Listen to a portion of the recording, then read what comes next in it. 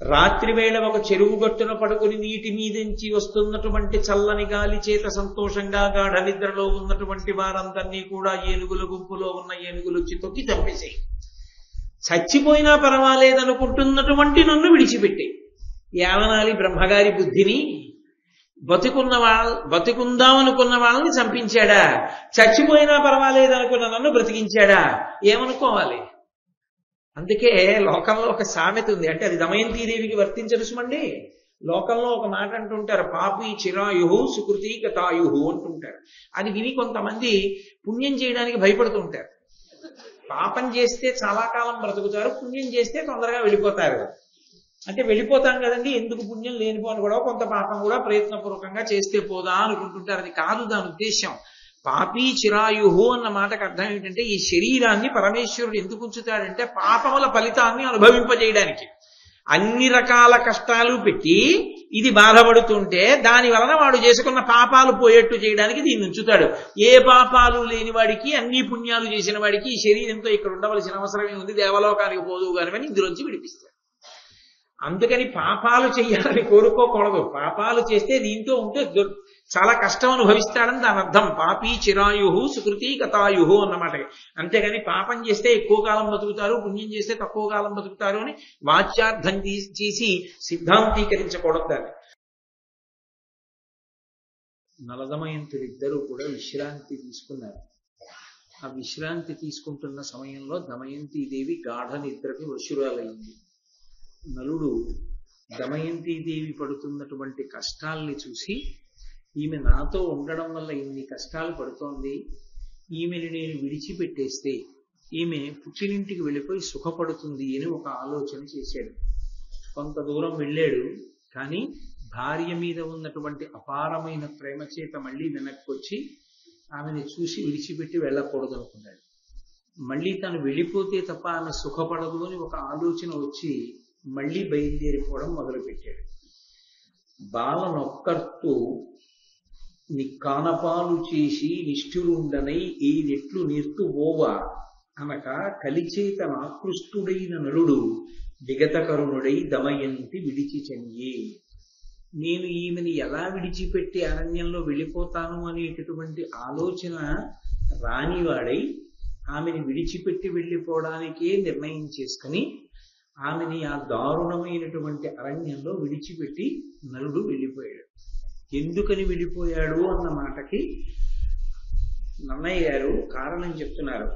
కలిచేత ఆకృష్టుడైన నలుడు, కలిపురుషుని చేత ఆవహింపబడి ఉన్నాడు కనుక ఆయనకి ఈ పని చెయ్యవచ్చు, ఈ పని చెయ్యకూడదు అన్న విషయంలో యుక్తాయుక్తమైనటువంటి విచక్షణను కోల్పోయాడు. ఏది చెయ్యకూడదో అటువైపుకు మనసు వెళ్ళిపోయింది. ఇది భారతీయ ధర్మము. అది కష్టం కానివ్వండి, సుఖం కానివ్వండి, జీవితం అంతా కష్టాలు పడనివ్వండి, జీవితం అంతా సుఖాలు అనుభవించనివ్వండి, కష్ట సుఖములు రెండూ అనుభవించనివ్వండి. ఒకసారి మూడు ముళ్ళు వేసిన తర్వాత ఇక భార్యని విడిచిపెట్టేయడం అన్నమాట కానీ, ఏ కారణం చేత భర్తని భార్య విడిచిపెట్టడం అనేటటువంటి మాట కానీ అసలు సనాతన ధర్మమునందు లేవు. ఒకసారి మూడు ముళ్ళు వేస్తే ఇంకా అంతే. కడుపున బిడ్డ పుట్టినప్పుడు ఒక అవకరంతో పుట్టాడు అనుకోండి, అవకరంతో పుట్టిన బిడ్డ అని వదిలేస్తారా? అవకరంతో పుట్టిన బిడ్డ అని అతని మీద ఎక్కువ ప్రేమ పెంచుకుంటారా? ఎక్కువ ప్రేమ పెంచుకుంటారు. అలా ఎక్కువ ప్రేమ పెంచుకుని ఆ బిడ్డలతోటే గడుపుతుంటారు. కొన్ని జీవితంలో చూసినప్పుడు చాలా ఆశ్చర్యకరంగా ఉంటాయి. ఉపన్యాసం చెప్పడం ఒక ఎత్తు అయితే కొన్ని విషయాలను చూసినప్పుడు ఆశ్చర్యంగా ఉంటుంది. హైదరాబాద్లో నాకు తెలిసిన తల్లి, పేరు ఎందుకు చెప్పాలి, మహాసౌజన్యమూర్తి. ఆమెని నా కూతురుగా భావన చేస్తూ ఉంటాను నేను. నా సొంత కూతురులాగే భావన చేస్తాను. ఆ తల్లి కొడుకు మానసికమైనటువంటి పరిణతిని పొందలేదు, తల కొట్టేసుకుంటూ ఉంటాడు, ఎక్కడికి వెళ్ళదు. ఆ భర్త దైవం, అంత గుండెల్లో పెట్టుకు చూసుకుంటాడు. కానీ ఆమె మాత్రం ఆ కొడుకుని విడిచిపెట్టలేక మానసిక పరిణతి లేనటువంటి ఆ కొడుకుని పట్టుకుని అహర్నిశలు ఆవిడికి అదే పని, ఆ కొడుకుని చూసుకోవడం అంతే. ఒక్కొక్కసారి ఫోన్ చేసి నాతో మాట్లాడుతూ ఆవిడ ఒక మాట అంటుంటారు, గురువుగారు నా జీవితంలో నాకు ఉపశాంతి మీ ఉపన్యాసాలు అంటుంటారు.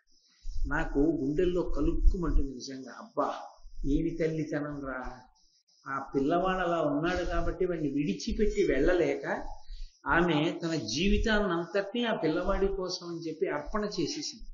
వాడిని చూసుకుంటూ ఉండిపోవడమే.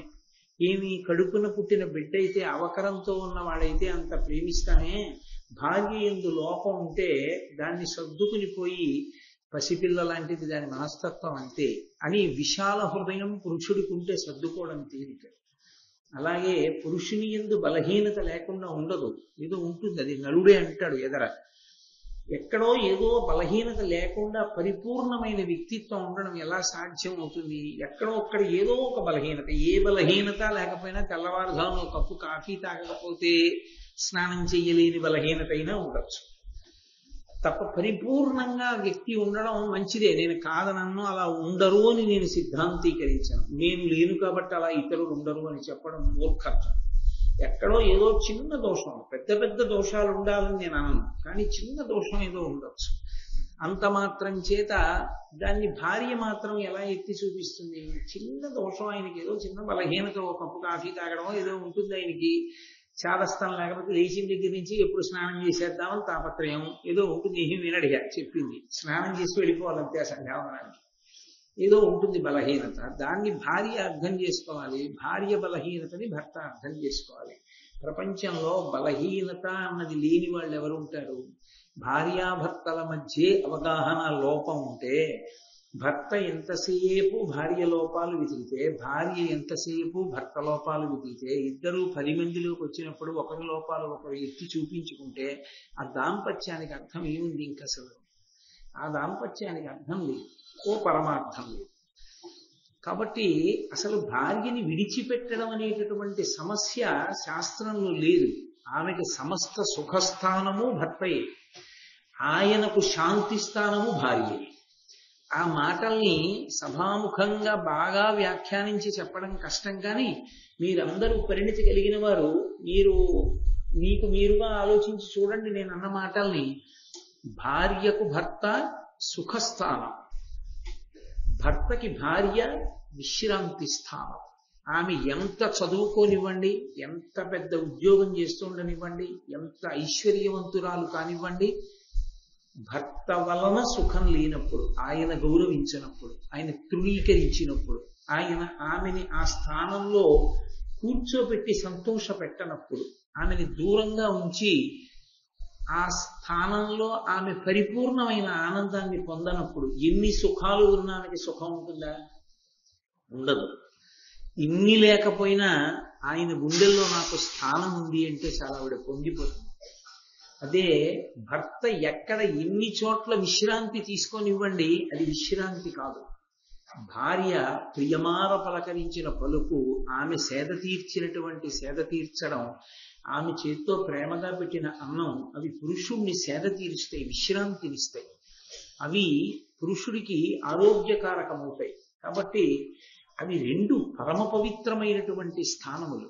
ఆ స్థానముల యొక్క విలువ తెలుసుకుంటే దాంపత్యంలో ప్రతి చిన్న విషయానికి భీష్మించి దుఃఖ కారణాలు చేసుకోరు జీవితాన్ని. ఎందుకంటే తను ఉన్న స్థానం యొక్క బలం అటువంటిది అన్నప్పుడు ఆ స్థానం యొక్క గౌరవాన్ని నిలబెట్టడానికే సర్వకాలముల యందు ప్రయత్నం చేస్తారు. కాబట్టి ఆ పిల్లల యొక్క మనస్సుల్లో అక్రమమైనటువంటి భావాలు ఏవైనా ప్రవేశించి వాళ్ళు తమ వైవాహిక జీవితాల్ని పాడు చేసుకుంటున్నారు అంటే అది వాళ్ళ తప్పు కాదు. చాలా చోట్ల దోషం అంతా ఎక్కడ ఉంటుందంటే వాళ్ళకి తగిన సంస్కృతిని సంస్కారాన్ని అందించకపోవడంలో ఉంటుంది. అందరూ మహాభారతం చదువుకుంటారా? అందరూ మహాభారతం చదువుకోరు. అందరూ మహాభారతం చదువుకున్న ఒక్క పద్యాన్ని ఆధారం చేసుకుని అనేక కావ్యాలలో ఉన్న విషయాల్ని సంకలనం చేసుకుని సమీకరించి మనసులో ఆలోచించుకుని ఆ వ్యవస్థ యొక్క పవిత్రతని అర్థం చేసుకునేటటువంటి ప్రయత్నం చెయ్యడంలో కృతకృత్యులు కాగలరా? కాలేరు. కానీ దాన్ని అందించవలసినటువంటి అవసరం మాత్రం సమాజంలో దాన్ని చదువుకున్నటువంటి వాళ్ళ మీద ఉంటుంది. అది అందించడంలో పొరపాటు జరిగితే, అది అందించడంలో ఇబ్బందులు వస్తే దాని వలన సమాజంలో సమస్యలు తలెత్తుతాయి. అటువంటి సమస్య తల ఎత్తకూడదు అంటే తప్పకుండా సంస్కృతి యందు ఉంచుకోగలగాలి. ఎందుకని అంటే మీరు ఒక్కటి బాగా జ్ఞాపకం పెట్టుకోవలసినటువంటి విషయం ఒకటి ఉంటుంది. వైవాహిక జీవితము కానీ వివాహము కానీ తన యొక్క వ్యక్తిగత సమస్య కాదు. అది వాడు ఒక్కడితో పోదు.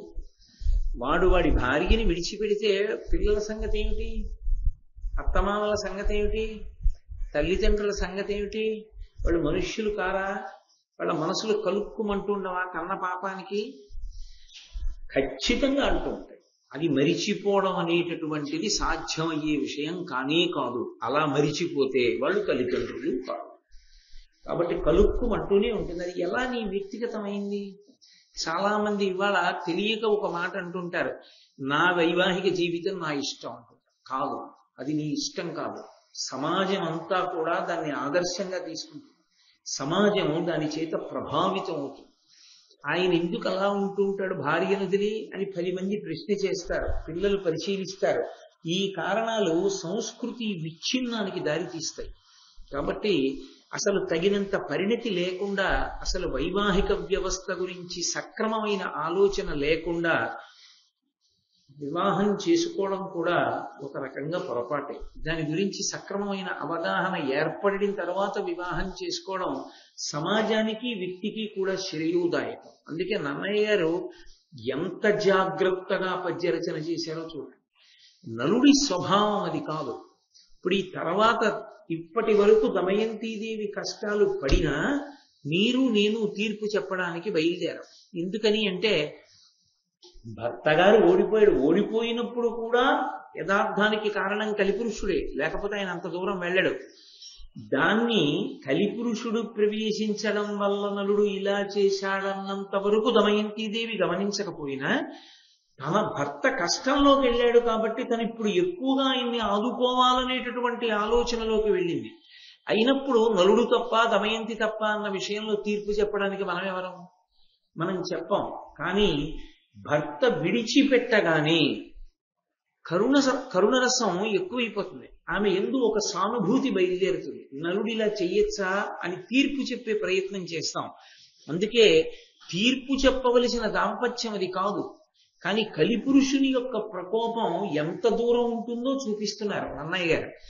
ద్వాపర యుగంలో జరిగిన కథలోనే ఇంకా రావలసినటువంటి కలియుగానికి సంబంధించిన కలిపురుషుని యొక్క అంశ ప్రవేశించినంత కారణం చేత పరమధార్మికుడైన నలుడు అలా ప్రవర్తిస్తే కలియుగంలో కలిపురుషుని యొక్క ఉద్ధతి చేత సమాజంలో ఎంత భయంకరమైనటువంటి అవ్యవస్థ ఏర్పడడానికి అవకాశాలు ఉంటాయో మీరు ఆలోచన చెయ్యండి. దానికి విరుగుడు ఎక్కడుంటుంది? దానికి విరుగుడు ప్రబోధంలోనే ఉంటుంది. 10 మందికి మంచి మాటలు చెప్పడంలోనే ఉంటుంది. కాబట్టి ఆయన దమయంతీదేవిని విడిచిపెట్టి వెళ్ళిపోయాడు. ఆయన సరే వెళ్ళిపోయాడు. ఆయన ఎక్కడికి వెళ్ళిపోయాడు అన్నది వదిలిపెట్టాడు. అరణ్యంలో నడిచి వెళ్ళిపోతున్నాడు ఆయన. దమయంతి ఎప్పుడో తెలివి వచ్చింది ఆవిడికి. అది తెల్లవారుసామో బ్రహ్మ ముహూర్తమో ఆవిడికి తెలివి వచ్చింది. భర్త కనపడలేదు. ఆమె ముందు ఏ కారణానికో ఎటో వెళ్ళి ఉంటాడు అనుకుని ఉండొచ్చు. ఎంతకీ కనపడలేదు. ఘోరారణ్యం ఒక్కతే.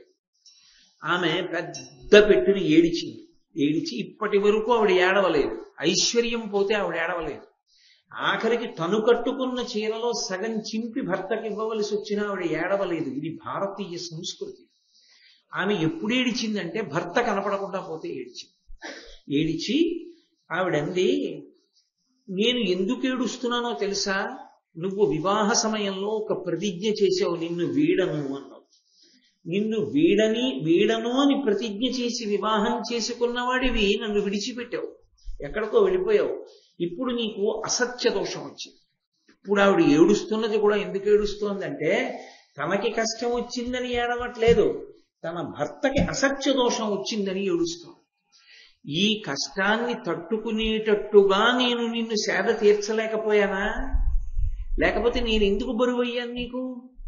ఈమె ఉంటే కష్టమన్న భావన ఎందుకు వచ్చింది? ఎందుకు వదిలి వెళ్ళిపోయావు అంటే ఇప్పుడు వివాహ సమయమునందు నువ్వు చేసిన ప్రతిజ్ఞ ఏమైపోయింది? పైగా నేను ఒంటరిదాన్ని, ఒక్కదాన్ని, విశేషించి 4 రోజులుగా అన్నం తినలేదు, చాలా బలహీనంగా ఉన్నాను. ఇక్కడ గబగబా పరిగెత్తి నడిచి నిన్ను వెతకడానికి ఎక్కడ చూసినా ముళ్ళే, కాళ్ళ నిండా ముళ్ళు దిగిపోతున్నాయి, క్రూర జంతువుల యొక్క అరుపులు వినపడుతున్నాయి, ఎటు నడుద్దామన్నా పాములు తిరుగుతున్నాయి, నాథుడు తోడుగా లేడు, దానికి తోడు ఆకలి దప్పిక. ఇంతకు పూర్వం ఎప్పుడైనా అంతఃపురాన్ని విడిచిపెట్టి బయటికి రావడం అన్నది తెలుసున్నదాన్నా తెలియని దాన్ని. నాకు ఈ కష్టాలు ఇతపూర్వం కూడా ఉన్నాయి. గత 4 రోజులుగా నాకు అనిపించలేదు కష్టంగా, ఇప్పుడు అనిపిస్తున్నాయి కష్టంగా. ఎందుకని? నువ్వు పక్కన లేవు. నువ్వు పక్కన లేకపోతే నాకు కష్టం తోచింది, నేను పక్కన లేకపోతే నీకు సుఖం ఎందుకు తోచింది? ఎక్కడుంది దోషం? అంటే నేను పొందిన భావన నువ్వు ఎందుకు పొందలేదు? అంటే నేను నీకు బరువయ్యానా? ప్రవర్తించవలసిన రీతిలో ప్రవర్తించలేదా? అది ఆమె ఏడుపులోని అంతరార్థం. అంటే పాతివ్రత్యము అన్న మాటకి భారతీయ తత్వమునందు అంత వైభవాన్ని తీసుకొచ్చి కట్టబెట్టారు. మీకు పాతివ్రత్యము, పాతివ్రత్య వైభవము అన్నమాట భారతదేశం వినా ఇంకా ఏ దేశంలోనూ వినపడదు. అసలు ఆ మాట వాళ్ళకి లేదు. పాతివ్రత్యం అన్న మాట లేదు. పాతివ్రత్యం అన్న మాట ఉంటే 3 రోజులకి ఒకడిని చేసుకుని 4వ రోజుని విడిచిపెట్టేసి భోగించినా అదేవి తప్పులేని విషయంగా ఉండడం అనేటటువంటిది ఉండదు. తప్పుగా పరిగణింపబడుతుంది. అంత గొప్పగా అంటే దీన్ని బట్టి ఏమర్థం అవుతోంది? మీరు నన్ను విశాల హృదయంతో అర్థం చేసుకోగలిగితే నేను పరమ శాస్త్రీయమైనటువంటి విషయం ఒకదాన్ని ప్రతిపాదన చేస్తాను. పూజ పురుషుడికి ఉందేమో కానీ స్త్రీకి లేదు. స్త్రీకి పూజ లేదు. స్త్రీకి పూజ ఏమిటి? భర్తని అనుగమించడం ఒక్కటే. నేను మీతో ఒక మాట మనవి చేశాను. భర్తని అనుగమించడం అంటే భర్త చెడ్డవాడైతే అప్పుడు కూడా అనుగమించాలా? అంటే నేను మీతో ఒక మాట చెప్పిన ధర్మం గురించి చెప్తూ, ధర్మం మన వైపు నుంచి ఉంటుంది కానీ ధర్మం అవతల వాళ్ళు ఎలా ఉన్నారన్న దాన్ని బట్టి ఉండదు. నేను నా కార్యాలయంలో ఉద్యోగిగా పనిచేసేటప్పుడు నా పై అధికారులు ఎలా పనిచేస్తున్నారని వాళ్ళ శీలాన్ని నేను బాగా తరచి చూసి దాన్ని బట్టి నేను పనిచేయకూడదు. ఉద్యోగిగా నా కర్తవ్యాన్ని నేను నిర్వహించాలి. మా నాన్నగారు నన్ను దెబ్బలాడచ్చు, అయినా పుత్రధర్మంగా నా కొడుగ్గా నేను ఆయన్ని గౌరవిస్తూనే ఉండాలి. ఆయన నా తప్పు ఎత్తి చూపించచ్చు. మా నాన్నగారిలో ఏదైనా తప్పు నాకు తెలిసున్నా నేను ఎత్తి చూపించకూడదు. అది పుత్రుడిగా నాకు అధికారం కాదు. ధర్మము అన్న మాటని జాగ్రత్తగా అర్థం చేసుకోవాలి. పాతివ్రత్యము అంటే పతిని అనుగమించుట. దాని చేత ఏమవుతుందంటే 1,000,000 జన్మలు తపస్సు చేసినటువంటి పురుషుడు ఏ శక్తిని పొందుతాడో పతివ్రత అయిన స్త్రీ అదే శక్తిని పొందేస్తుంది. పురుషుడు ఎంతో తపస్సు చేస్తే వాడి వాక్కు సత్యమవుతుంది. వాడు మాట అంటే ఆ మాట సత్యమైపోతుంది.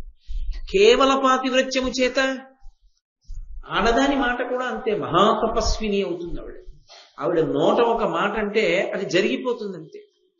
కాబట్టి దమయంతీదేవి నలుండి తెప్పి పొడుస్తోంది అని అర్థం చేసుకోమన్నది భారతంలో నన్నయ్య గారి హృదయం కాదు. దమయంతీదేవి యొక్క పాతివ్రత్యాన్ని అర్థం చేసుకోమని ఆయన హృదయం. ఎందుచేత అంటే మీరు చూడండి, అమ్మ, నాన్న, బాబు, నా చిట్టి, నా కన్నా అని పిలిచి ముద్దు చేసి బుజ్జగించినప్పుడు మీ మాట వినడం గొప్ప కాదు. మీరు నిష్కారణ కోపంతో ఇలా వేలు చూపించి బుద్ధుందా లేదా నీకు అన్నారనుకోండి, అప్పుడు కూడా ఎంతో ప్రేమగా ఒక్క మాట అనకుండా సంతోషంగా వచ్చి మిమ్మల్ని అనుగమించారనుకోండి, అది ప్రేమకి పరాకాష్ట కాదు.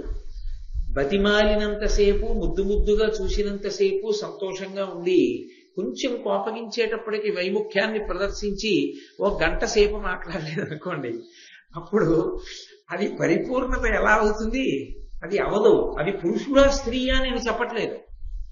ఎవరైనా కూడా ఇప్పుడు అవతల వారిని నేను చాలా బాగా అర్థం చేసుకోవడము అన్న మాటకు అర్థం ఏమిటి?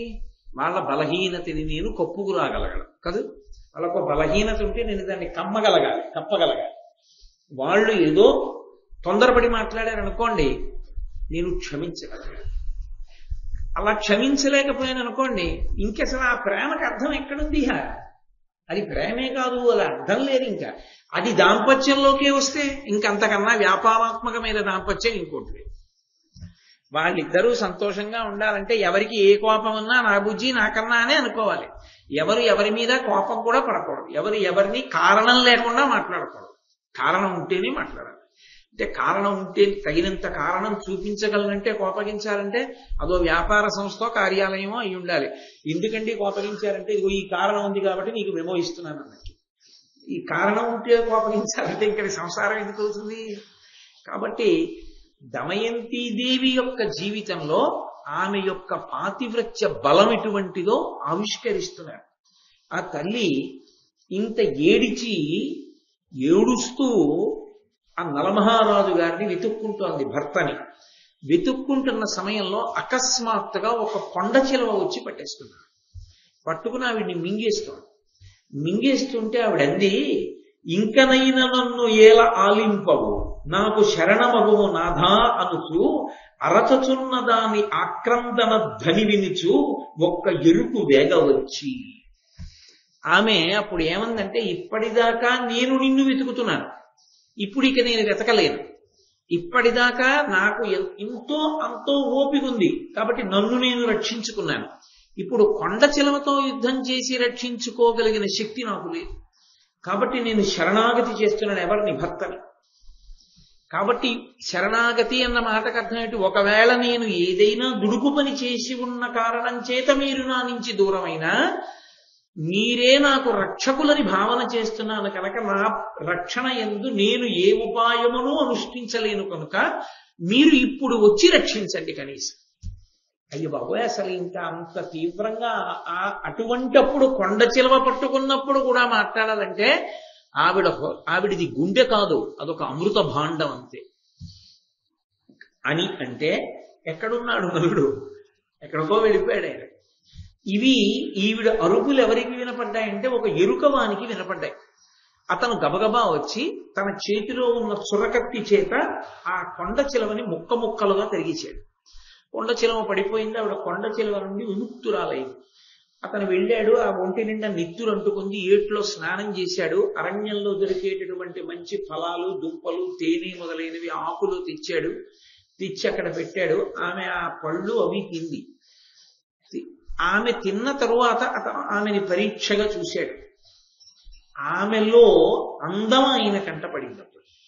కనబడగానే అతని మనసులో కలగకూడని కోరిక కలిగింది, కామ ప్రచోదనం అయి ఆయన నోటి వెంట ఏ మాట రాకూడదో అటువంటి మాట వచ్చి అంత మహాపతివ్రతమైనటువంటి దమయంతీదేవితో కూడడానికి ఆయన సంకల్పం చేశాడు.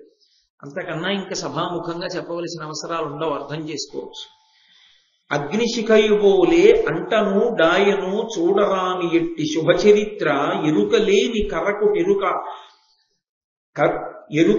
కరకుటెరుక అపేక్షించగా తనకు ఆయు అల్పమైన. ఎటువంటి తల్లిని అపేక్షించాడు? అగ్నిశిఖయు పోలే అంటను డాయను చూడరాని ఎట్టి శుభచరిత్ర. ఆమె అగ్నిశిఖని నోట్లో పెట్టుకుంటావా? అగ్నిశిఖని కౌగిలించుకుంటావా? మూట కట్టుకుంటావా? అగ్నిశిఖ ముట్టుకోవడానికి లేకపోతే దాన్ని దాచుకోవడానికి పనికొచ్చేది కాదు. అది కాల్చేస్తుంది. ఎంత గొప్ప ఉపమానం వేశారో చూడండి. అది అగ్నిశిఖ అని తెలియక ఎరుకలేని కరకుటెరుక అపేక్షించగా ఆ విషయం తెలియనటువంటి ఒక ఎరుక ఆమెని అపేక్షించాడు. తనకు ఆయు అల్పమైన తన ఆయుర్దాయం క్షీణించిపోయింది కాబట్టి అటువంటి ఆలోచన వచ్చింది అన్నాడు. ఇందులో ఒక గొప్ప ఆర్షోక్తి దాచబడింది. పురుషుడికి అర్ధంతరంగా ఆయుర్దాయం పూర్తయిపోతుంది అని గుర్తు ఏమిటంటే పరస్త్రీ సంగమునందు అనురక్తి కలగడం. పరస్త్రీ సంగదోషేణ బహవో మరణంగతాః. పురుషుడి ఆయుర్దాయం అకస్మాత్తుగా క్షీణించి అర్ధాంతర మరణాన్ని ఎందుకు పొందుతాడు అంటే, అకాల మృత్యువుని ఎందుచేత పొందుతాడు అంటే పరాయి స్త్రీని కోరినటువంటి కారణం చేత. పరమ దారుణాతి దారుణమైనటువంటి విషయం ఏదైనా ఉంటే అదొక్కటే. కాబట్టి అసలు దాని జోలికి వెళ్ళడానికి వీల్లేదు. అటువంటి లక్షణం మహాపతివ్రత యందు ఎరుకకు పుట్టింది. వాడు ఎరుకలేని వాడు కావచ్చు, కానీ అందుకే అగ్నిశిఖ అని వేశారు. పసిపిల్లాడండి పాపం, వాడికి తెలియదండి. అది అగ్నిశిఖ, దాన్ని ముట్టుకుంటే కాల్చేయడమేనా, తప్పు కదా అంటే అగ్ని ధర్మం, అది కాల్చేస్తుందంతే. అగ్నికి నా పర భేదాలు ఉండవు, అది దాని ధర్మం. అగ్నికి కాల్చడం ఎలా ధర్మమో మహాపతివ్రత అయిన స్త్రీ వంక చూడకూడని చూపు చూస్తే కాల్చేయడం ఆమె యొక్క పాతివ్రత్య ధర్మం. భర్త పట్ల ఎంతటి వెన్నముద్దో పరపురుషుడు చూడకూడని చూపు చూస్తే తన కన్ను ఎరిపెక్కి కాల్చేయడం ఆమెకి అంత స్వాభావికమైనటువంటి ధర్మం. అందుకే ఆమె కన్ను నల్లగానే ఉండాలి అంటే నువ్వు ఆమె యందు కామాక్షిని దర్శనం చేయడం పురుషుడికి అభ్యున్నతి హేతు. పరదేవతా దర్శనం చేయడం ఆయన మరింత వృద్ధిలోకి వస్తాడు, అది ఆయుక్కారకం. కాబట్టి ఇప్పుడు ఆ తల్లి ఆ ఎరుక యొక్క హృదయాన్ని గమనించినదై నీవు మరణించదవుగాక అంతే. ఉత్తర క్షణంలో అతను మరణించాడు. అంటే ఇప్పుడు మీరు ఒక విషయాన్ని గమనించాలి. ఈ మాట కొండ చిలవని అనలేదు ఆవిడ, ఒక ఎరుకనే అంది కదా, అంటే ఎరుక చచ్చిపోయాడు కదా, ఈ కొండ చిలవని అనకూడదు ఏంటి? ఓ కొండ చిలవా నువ్వు మరణించదవుగాక అంటే కొండ చిలవ చచ్చిపోదా? కొండ చిలవని చంపడానికి పనికిరాని పాతివ్రత్యం ఎరుకని చంపడానికి పనికొచ్చిందా? అంటే ఒకవేళ శరీరం చచ్చిపోవలసి వస్తే, ప్రాణం పోవలసి వస్తే ఆవిడ పాతివ్రత్యాన్ని అడ్డు పెట్టదు, వదిలేస్తుంది. ప్రాణంతో ఉండి శీలాన్ని కోల్పోవలసి వస్తే పాతివ్రత్యాన్ని అడ్డు పెట్టదు. అంటే దేనికన్నా ఏది గొప్పది ఆవిడికి? ప్రాణం కన్నా శీలం గొప్పది. ఇది భారతీయ స్త్రీ యొక్క తత్వం. ఇది వెంటనే పక్క పద్యాల్లో నిరూపణం చేస్తున్నారు నన్నయ్య గారు. అది తెలుసున్న నాడు అసలు స్త్రీని ఎంత గౌరవించిన దేశమో, స్త్రీకి ఎంత పట్టం కట్టిన దేశమో, మహాకవులు ఎంత గొప్ప రచనలు చేశారో అర్థమవుతుంది. అంతేకాని అర్థం పర్థం లేని విషయాలన్నీ తీసుకొచ్చి వేదికలెక్కి వాళ్ళకే సరిగ్గా తెలియని విషయాల గురించి మాట్లాడడం, అక్కర్లేని విషయాలు స్త్రీలలో రెచ్చగొట్టడం అర్ధపాండిత్యం ఉన్న వాళ్ళు చేసే లక్షణం. కాబట్టి ఆమె బయలుదేరి నడిచి వెడుతోంది నలమహారాజు గారిని వెతుక్కుంటూ. వెడుతూ ఉండగా నన్నయ్య గారు ఒక మాట అన్నారు, అబ్బోయి అసలు నిజంగా అది చదవవలసిందే తప్ప, అనుభవించవలసిందే తప్ప, ప్రవచనం ఏదో కొన్ని పద్యాలు చెప్పగలను కానీ అన్ని పద్యాలు నేను ఎక్కడ చెప్తూ కూర్చోగలను. వారి భక్షులు, పర్ణభక్షులు, వాయుభక్షులు, శాఖ నివార భక్షులు, వృక్షమూల నివాసయుక్తులునై తపం బారచేయు మహామునీంద్రుల ఆశ్రమం బెడగాంచే అంభోరుహాక్షి పురాసమార్జిత పుణ్యకర్మ ఫలంబునన్. ఆమెకి ఒక మునిపల్లె కనపడింది. ఆ మునిపల్లె ఆమెకే కనపడుతుంది తప్ప ఎవరికీ కనపడదు. అది నన్నయ్య గారి హృదయం. అదేంటి, అక్కడ మునిపల్లె ఉంటే అందరికీ కనపడుతుంది, ఒక్క దమయంతికే ఎందుకు కనపడుతుంది అంటే వాళ్ళు దమయంతికే కనపడాలని వచ్చిన వాళ్ళు తప్ప అన్యులకు కనపడాలని వచ్చిన వాళ్ళు కాదు. వాళ్ళు ఎవరికి కనపడాలనుకుంటారో వాళ్ళకే కనపడగలరు. అంతటి మహాతేజస్సులైన మునులు వాళ్ళు. అంతటి మహాతేజస్సులని ఎలా చెప్పగలవు? వాళ్ళ నియమ పాలనాన్ని బట్టి. వాళ్ళు వారి భక్షులు, పర్ణభక్షులు, కొంతమంది కేవలం నీళ్లు మాత్రమే తాగి ఎప్పుడు తపస్సు చేస్తుంటారు. కొంతమంది పర్ణభక్షులు, వాళ్ళు ఆకులు మాత్రమే తింటారు. కొంతమంది గాలి మాత్రమే తింటారు. కొంతమంది ఆకులు మాత్రమే తింటారు. కొంతమంది ఎప్పుడు చెట్టు యొక్క మూలాన్ని ఆశ్రయించి ఉండి తపస్సు చేస్తుంటారు. అసలు వాళ్ళు ఏమీ తినరు. అలా నిలబడగలరా? వాళ్ళకి అది సాధ్యమైంది. కొంతమందికి కొన్ని సాధ్యం అవుతాయి. మీరు చూడండి, నీకు సాధ్యం కాలేదని ఇంకోటికి సాధ్యం కాలేదనుకోండి. ఒక్కొక్కడు పడుకుని పొట్టమించి 500 మోటార్ సైకిళ్ళు ఎక్కించుకుంటాడు. వాడికి అది సాధ్యమైంది. పేపర్లో వేస్తేను, టీవీలో చూపిస్తేను, నువ్వు చూస్తేను నమ్ముతావు. వాడు ఎక్కించుకున్నాడంటే వాడికి సన్మానం చేస్తావు. ఒక మునిపల్లె అలా తపస్సు చేయగలిగిన వాళ్ళు ఉన్నారు అంటే నువ్వు చూడలేదు కాబట్టి ఉండరు అంటే అంతకన్నా అన్యాయమైన విషయం లోకల్లో ఇంకోటి లేదు. అదే నిజమైతే ఈ భూమి తిరుగుతోంది అన్నది కూడా నీకు తెలియదు. భూమి తిరగడం నువ్వు చూసావా ఎప్పుడైనా? మరి నువ్వు చూడకపోయినా భూమి తిరుగుతోందిగా. మరి భూమి తిరుగుతున్నది నీకు కనపడకపోయినా నువ్వు అంగీకరించినప్పుడు మహా తేజస్సులైనటువంటి వారు తాము కనపడాలనుకున్న వాళ్ళకి కనపడతారని నన్నయ్య గారు చెప్తే నువ్వు నమ్మాలి. నేను నమ్మానంటే నీకు ఒక్క దానికి పరిష్కారం లేదు. కాబట్టి వాళ్ళు శాక నివార భక్షులు వృక్షమూల నివాసయుక్తులునై తపం బాలచేయు మహామునీంద్రుల ఆశ్రమం బెడగాంచే అంభోరుహాక్షి. తామర రేకుల వంటి కన్నులు కలిగినటువంటి దమయంతీదేవికి ఆ మునిపల్లె కనపడింది. ఆమె వెంటనే ఆ మునులను చూడగానే తపశ్శక్తి కలిగినటువంటి వాళ్ళు కనుక భవిష్యద్వార్తలు చెప్తారు, ఏం జరుగుతుంది అన్నది చెప్తారు.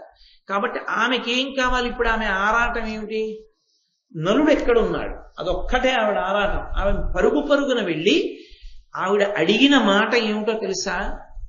నలమహారాజు గారు ఇలా వెడుతూ మీకేమైనా వచ్చే పాదాలకు నమస్కరించి వెళ్ళారా అని అడిగింది. మా ఆయన్ని చూశారా అని ఆవిడ అనలేదు. తపస్సు చేసుకుంటున్న వాళ్ళకి అదే పని, ఎవడు వెళ్ళిపోతున్నాడో ఎవడు వస్తున్నాడో చూడటం. వాళ్ళు చూడరు. వాళ్ళు ఎందుకు చూడాలి? తన భర్త వాళ్ళు మునులు అని వెళ్ళి నమస్కారం చేస్తే వాళ్ళు కళ్ళు విప్పి చూడాలి. తన భర్త అలా వెళ్ళడు, ఎటో వెళ్ళిపో ఉంటాడు అని ఆవిడ అనలేదు. మునులు కనపడితే నా భర్త నమస్కరిస్తాడు వెళ్ళి అంటే, ఆమె ప్రశ్న అడగడంలో కూడా తన భర్త పట్ల ఎంత సమున్నత భావన కలిగిన తల్లో చూడండి. ఒక ఆడదాని మాట బట్టి ఆమె సంస్కారం తెలిసిపోతుంది. ఒక పురుషుడి మాట బట్టి వాడి సంస్కారం తెలిసిపోతుంది. ఆమె మునులతో మాట్లాడుతూ నలుడెక్కడా అని అడగలేదు. నలుడు ఇలా వెడుతూ వచ్చి మీకు నమస్కరించి వెళ్ళాడా, ఎటుగా వెళ్ళాడు మీరు చూస్తే చెప్పండి అని అడిగింది. వాళ్ళు నవ్వి అన్నారు, నలుడిటు రాలేదు అని. ఒక్కసారి కళ్ళు మూసుకుని తెరిచి వాళ్ళు అన్నారు, అమ్మా త్వరలోనే నువ్వు నలమహారాజు గారి యొక్క సమాగమాన్ని పొందుతావు. మళ్ళీ పూర్వం ఏ రాజ్యాన్ని పరిపాలించారో ఆ రాజ్యాన్ని మీరు సంతోషంగా ఇద్దరూ కలిసి అనుభవిస్తారు. సమస్త సుఖములను సమస్త సంపదలను అనుభవిస్తావు. తల్లి నువ్వు బెంగ పెట్టుకోకు అని వాళ్ళు ఆ తల్లితో అనగానే, అది మునివాక్కు, సామాన్యుడి వాక్కు కాదు. కాబట్టి ఆమెకి ఊరట లభించింది. ఎందుకు లభించాలి? ఎందుకు రావాలి ఇప్పుడు మునులలా? ఆమెకే కనపడేటట్టు ఎందుకు రావాలి ఆ మునిపల్లె అంటే, నలుడు కనపడని నాడు ఆమెకి జీవితం మీద అనురక్తి లేదు. ఆమె తింటుంది తాగుతుంది అన్న ఆశ లేదు. ఆమె అలా లేకపోతే ఆమె శరీరం పడిపోతుంది. శరీరానికి ఓ ధర్మం ఉంది, పెడితే బతుకుతుంది, నీళ్లు పోస్తే బతుకుతుంది. ఆహారం పెట్టి నీళ్లు పోయకపోతే అది బతకదు. దాని అవసరాలు అడుగుతుంది, దానికి పెట్టాలి. ఆకలేస్తోంది అంటుంది, అన్నం పెడితే ఊరుకుంది, లేకపోతే అదేం ఊరుకోదు, సూషిస్తుంది. అప్పటికి 5 రోజులైంది. ఆవిడ శరీరం పడిపోతే, మహాపతివ్రత శరీరం పడిపోకుండా రక్షించడం పరమేశ్వరుడి యొక్క ధర్మం. ఆయన ఎవరు చెప్తే ఆవిడ సమాశ్వాసిస్తుందో నమ్ముతుందో వాళ్ళని పంపాడు. అందుకే ఎవరికీ అవసరం లేదు ఆ మునిపల్లె కనపడడం. ఆవిడ కొరకు వచ్చారు, అందుకే ఆవిడికే కనపడింది. వాళ్ళు ఈ మాట చెప్పగానే ఆవిడ చాలా సంతోషించింది. అంటే ఇప్పుడు ఆవిడికి బ్రతుకు మీద ఆశ అంకురించింది. నలుడు కనపడతాడు, నలుడితో కలిసి తాను సామ్రాజ్య సుఖాలు అనుభవిస్తుంది. కాబట్టి పిల్లలతో కలిసి సంతోషంగా ఉంటారు. ఇప్పుడు ఆమె శరీరాన్ని ఉపేక్షిస్తుందా? నిలబెట్టుకుంటుంది, అన్నం తింటుంది, నీళ్లు తాగుతుంది, బతుకుతుంది, ఉంటుంది. దేనికోసం? నలుడి కోసం. ఆమెకి జీవితం మీద ఆ ఆశ కల్పించాలి. ఎవరు ఎంతకాలం బతిమాలి పెడతారు? ఇది మనుష్యుని జీవితానికి ఉండేటటువంటి లక్షణం. ఏదో ఒక ఆశ ఉందనుకోండి, మనిషి తింటాడు, తాగుతాడు, బతుకుతాడు. ఏ ఆశ లేదనుకోండి, అన్ని తలుపులు మూసుకుపోయాయి అనుకోండి, చచ్చిపోతామంటే బెంగెందుకు? ఇక శరీరం మీద మాత్రం ఎందుకు ఉంటుంది వ్యామోహం? ఉండదు. ఏమో అప్పుడు కూడా మూర్ఖత్వంతో శరీరం మీద వ్యామోహం ఉంటుందేమో, మరి చెప్పడం కష్టం అనుకోండి.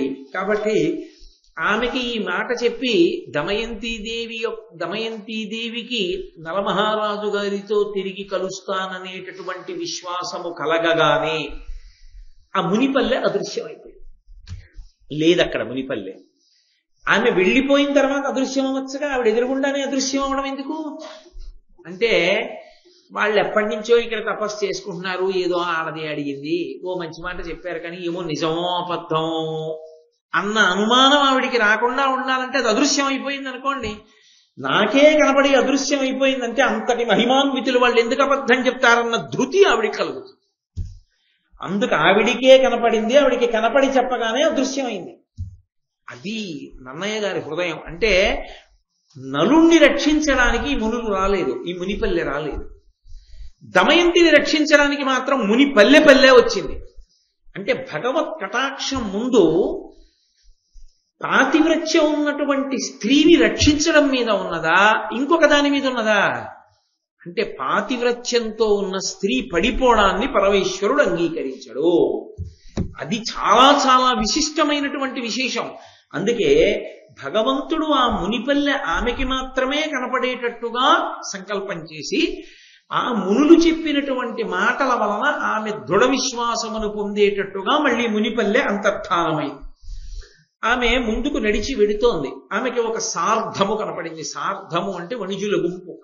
ఈ వర్తకులు వ్యాపారం చేసేవాళ్ళు ఒక గ్రామం నుంచి ఒక గ్రామానికి వెడుతుంటారు. పూర్వం అరణ్య మార్గంలో వెడుతూ ఉండేవారు. ఒకరు వెడితే దోచుకుంటారని చాలా మంది కలిసి నడిచి వెడుతూ ఉండేవారు.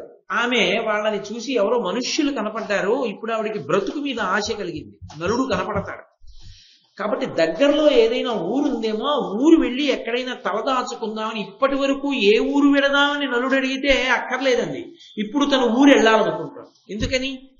తన తల దాచుకోవడానికి, తను బ్రతికి ఉండడానికి. ఎందుకు? నలుడు వస్తాడని మునులు చెప్పారు కాబట్టి. ఇది మునివాక్యానికి అర్థం. కాబట్టి ఇప్పుడు ఆవిడ ఆ వణిజుల దగ్గరికి వెళ్ళింది, ఆ వర్తకుల దగ్గరికి వెళితే అందులో కొంతమంది పారిపోయారండి చూసి. వాళ్ళు అనుకున్నారు దయ్యం వస్తోందిరో అనుకున్నారు.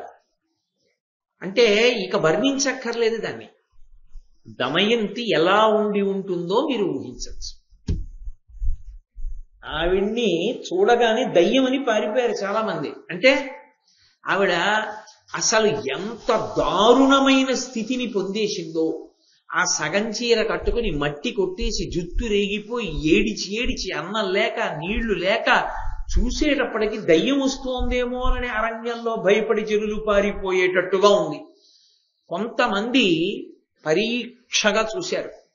చూసి ఆ తల్లి ఆ సార్థంలో ఉన్నటువంటి ఆ వర్తకం చేసే వాళ్లతో కలిసి దగ్గర ఉన్న ఊరు వెళ్ళాలి అని కొంతమంది ఆవిడ్ని పరీక్షగా చూశారు. ఆ పరీక్షగా చూసిన వారికి ఆమెలో లక్ష్మీదేవి కనపడింది. అంటే వాళ్ళు ఆ పైకి కనపడుతున్నటువంటి ఆకారము వెనక ఉన్నటువంటి జ్యుతిని చూశారు, కాంతిని చూశారు. చూసి ఈమె సామాన్యురాలు కాదురా, ఈమె మారువేషంలో వస్తున్న లక్ష్మి అని ఆమెకి నమస్కరించారు. ఆవిడ వెళ్ళి అడిగింది, అయ్యా మీరందరూ ఎక్కడికి వెడుతున్నారో నాకు చెప్పవలసింది అని అడిగింది. అంటే వాళ్ళు అన్నారు, చేది ప్రభు ఉన్నాడు, ఆయన పేరు సుబాహు, ఆయన రాజధాని దగ్గరలో ఉంది, మేమందరం వర్తకం కోసమని అదిగో ఆ రాజధాని నగరానికి వెళ్తున్నాం అంది. అంటే ఆమె సంతోషించింది, నేను కూడా మీతో వస్తాను, నాకు కొంచెం దారి చూపిస్తారా, నేను కూడా పట్టణం చేరుతాను అని. తప్పకుండా మాతో రా అన్నారు. వాళ్ళందరికీ చీకటి పడే వేళకి మంచి దాహం వేసింది. పగలంతా ఎండలో తిరిగారు. దాహం వేసి వాళ్ళ చెరువు దగ్గరికి వెళ్ళి స్నానాలు చేసి కసి నీళ్లు తాగి తెచ్చుకున్నవి తిని బడలిపోయారు. ఒరే చెరువు కదా, మళ్ళీ దాహం వేస్తే కసి నీళ్లు దొరుకుతాయి, ఇక్కడ పడుకుందాం ఈ చెరువు గట్టున మనం అని ఆ వచ్చినటువంటి ఆ వ్యాపారస్తుల యొక్క గుంపంతా చెరువు గట్టు మీద అన్ని వైపులా పడుకుని నిద్రపోతున్నారు. నిద్రపోతుండగా ఒక పెద్ద ఏనుగుల గుంపు ఒకటి నీళ్లు తాగడానికి బయలుదేరి చెరువు గట్టుకు వచ్చింది. అది ఈ మనుష్యులందరినీ చూడగానే వెర్రెక్కిపోయింది. వెర్రెక్కిపోయి అది నిద్రలో ఉన్న వాళ్ళని నిద్రలోనే తొక్కి తొండం పెట్టి విసిరి చంపేసి ఆ మనుష్యులందరినీ, అందులో అరిచి జీవితార్థులై పరిగెడుతున్న వాళ్ళని కూడా పట్టుకుని మరీ చంపేసి, అందులో తన ప్రమేయం లేకుండా తనని చంపేసినా పర్వాలేదని నిలబడిపోయిన దమయంతీదేవి జోలికి ఒక్క ఏనుగు రాలేదు. ఆమె బ్రతికిపోయింది. ఆవిడంది, జీవితార్థులైన జీవుల సుఖసుక్తులైన వారి చంపే అరవ మరణకాంక్షనున్న మగువ చంపకనను మరచే విధికరంబు మందబుద్ధి. ఏం ఆశ్చర్యం!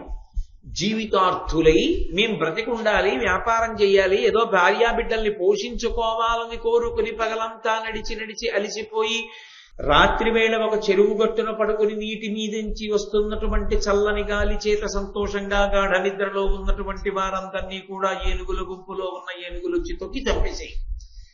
చచ్చిపోయినా పర్వాలేదనుకుంటున్నటువంటి నన్ను విడిచిపెట్టే ఏమనాలి బ్రహ్మగారి బుద్ధిని? బతుకుందామనుకున్న వాళ్ళని చంపించాడా? చచ్చిపోయినా పర్వాలేదనుకున్న నన్ను బ్రతికించాడా? ఏమనుకోవాలి? అందుకే లోకంలో ఒక సామెత ఉంది, అంటే అది దమయంతీదేవికి వర్తించదు సుమండి. లోకంలో ఒక మాట అంటుంటారు, పాపి చిరాయుహు సుకృతి గతాయుహు అంటుంటారు. అది విని కొంతమంది పుణ్యం చేయడానికి భయపడుతుంటారు. పాపం చేస్తే చాలా కాలం బ్రతుకుతారు, పుణ్యం చేస్తే తొందరగా వెళ్ళిపోతారు.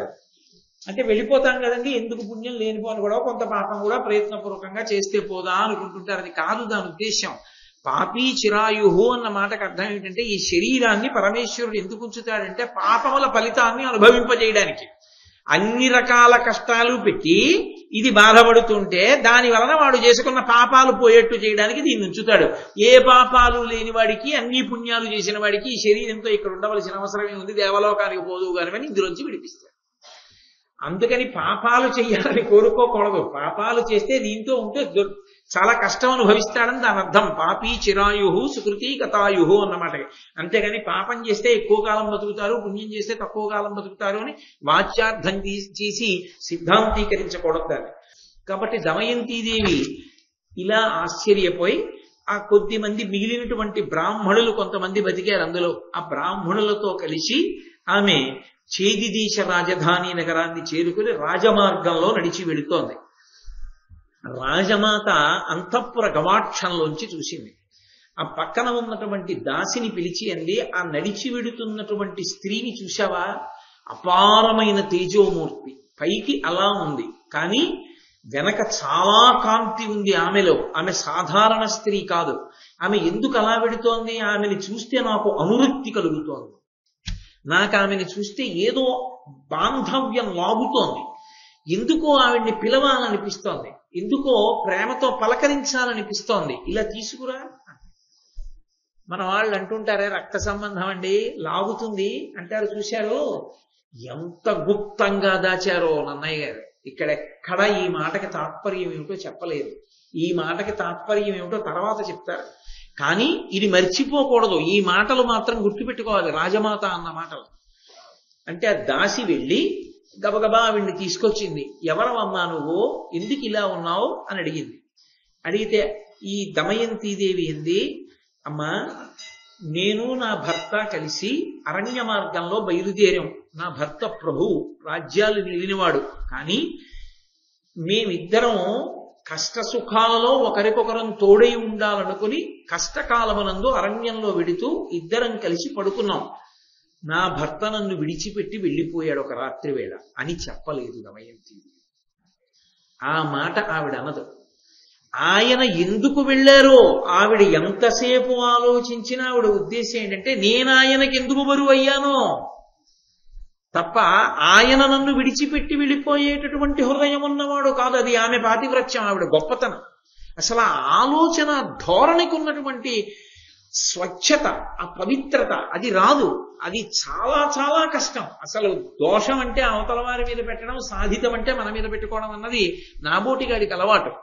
కానీ కొంతమంది ఎంత స్వచ్ఛంగా ఉంటాయో హృదయాలు. నాకు ఆ మాట అంటుంటే ఒకటి గుర్తొస్తుంటుంది. నేను కాలేజీలో చదువుకునే రోజుల్లో మా ఇంటి పక్కన వాళ్ళకు పాప ఉండేది. ఆ పాప మా ఇంటికి వచ్చి ఆడుకుంటుండేది. అది పాలు తాగుతోంది.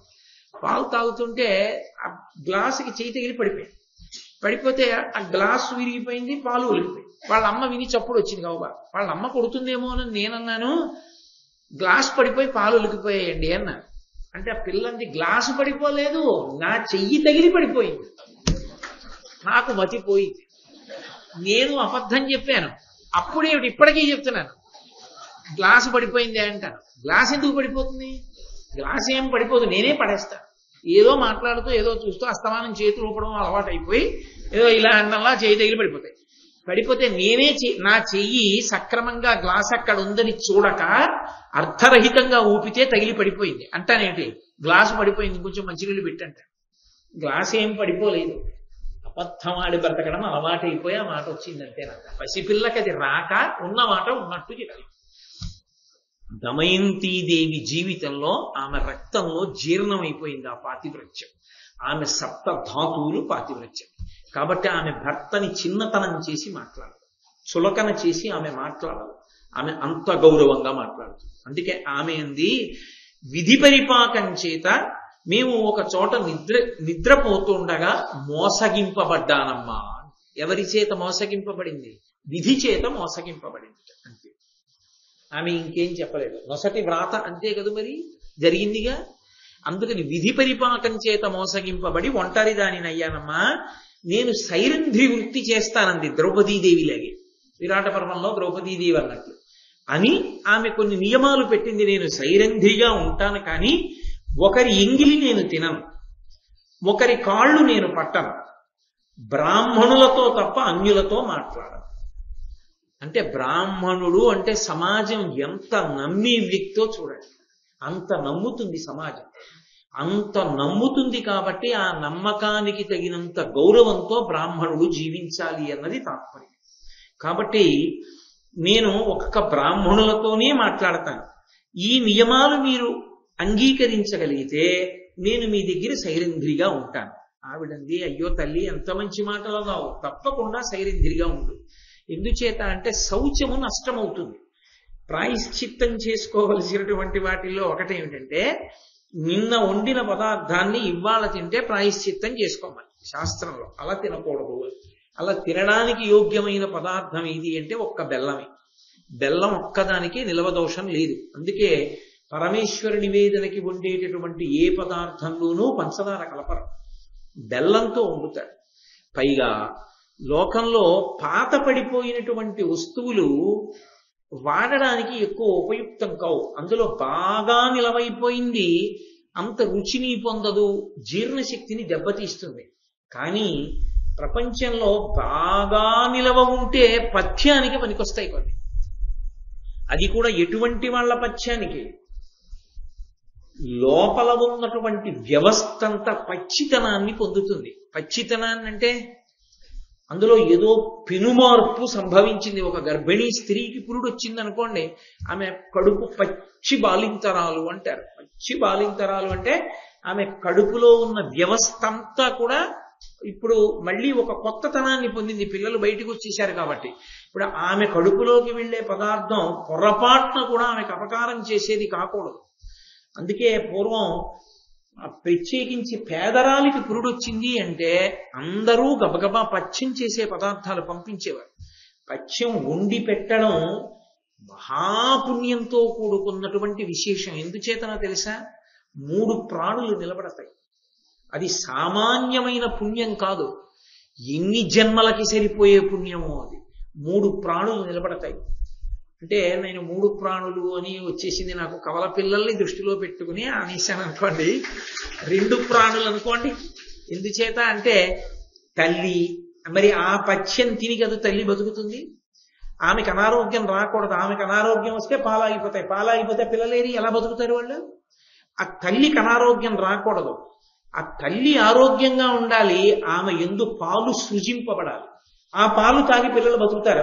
ఆమె ఆరోగ్యవంతమైన పదార్థం తింటేనే పిల్లలు ఆరోగ్యంగా ఉంటారు, లేకపోతే వాళ్ళకే పరిశుద్ధత వస్తుంది. అందుకే 2 లేక 3 ప్రాణులు బ్రతకడానికి ఏర్పాటేది అంటే పురటాలికి పథ్యం పెట్టడమే. అందుకే పెద్దరికానికి పరాకాష్ఠ ఏమిటంటే, పూర్వం చెప్పుకునేవారు ఘనంగా, నేను ఇంతమందికి పథ్యం వండి పెట్టానండి, అంతమందికి పథ్యం పెట్టిందా అనేవారు. అంటే వాళ్ళ చెయ్యి ఎంత మంచిదో మీరు ఆలోచించాలి. ఆ చేతి అన్నం పురటాలకి పాలు పట్టేట్టు చేసింది. అంటే ఆ హృదయాలు ఎంత మంచివో, వాళ్ళు ఎంత గౌరవానికి అర్హులో, వాళ్ళు ఎంతటి పూజనీయులో అర్థమవుతుంది. అంత మంచి హృదయం ఉన్నవాళ్ళు అని. అందుకే కొన్ని పదార్థములు నిలవున్న కొద్దీ పథ్యానికి పనికొస్తాయి. ఎవరికి పథ్యానికి? పురటాలి పథ్యానికి కూడా పనికొస్తాయి. అందులో ఒకటి బెల్లం. అందుకే కదా పాత బెల్లం పంపిస్తుంటారు. ఆ ఇంట్లో పురటాలు ఉంది అంటే పాత బెల్లం పంపిస్తారు. ఎందుకంటే పాత బెల్లంతో ఉండి కాయం తయారు చేసి ఇస్తారు. తింటుంటారు పురటాలు. సరే, అది వేరే విషయం అనుకోండి.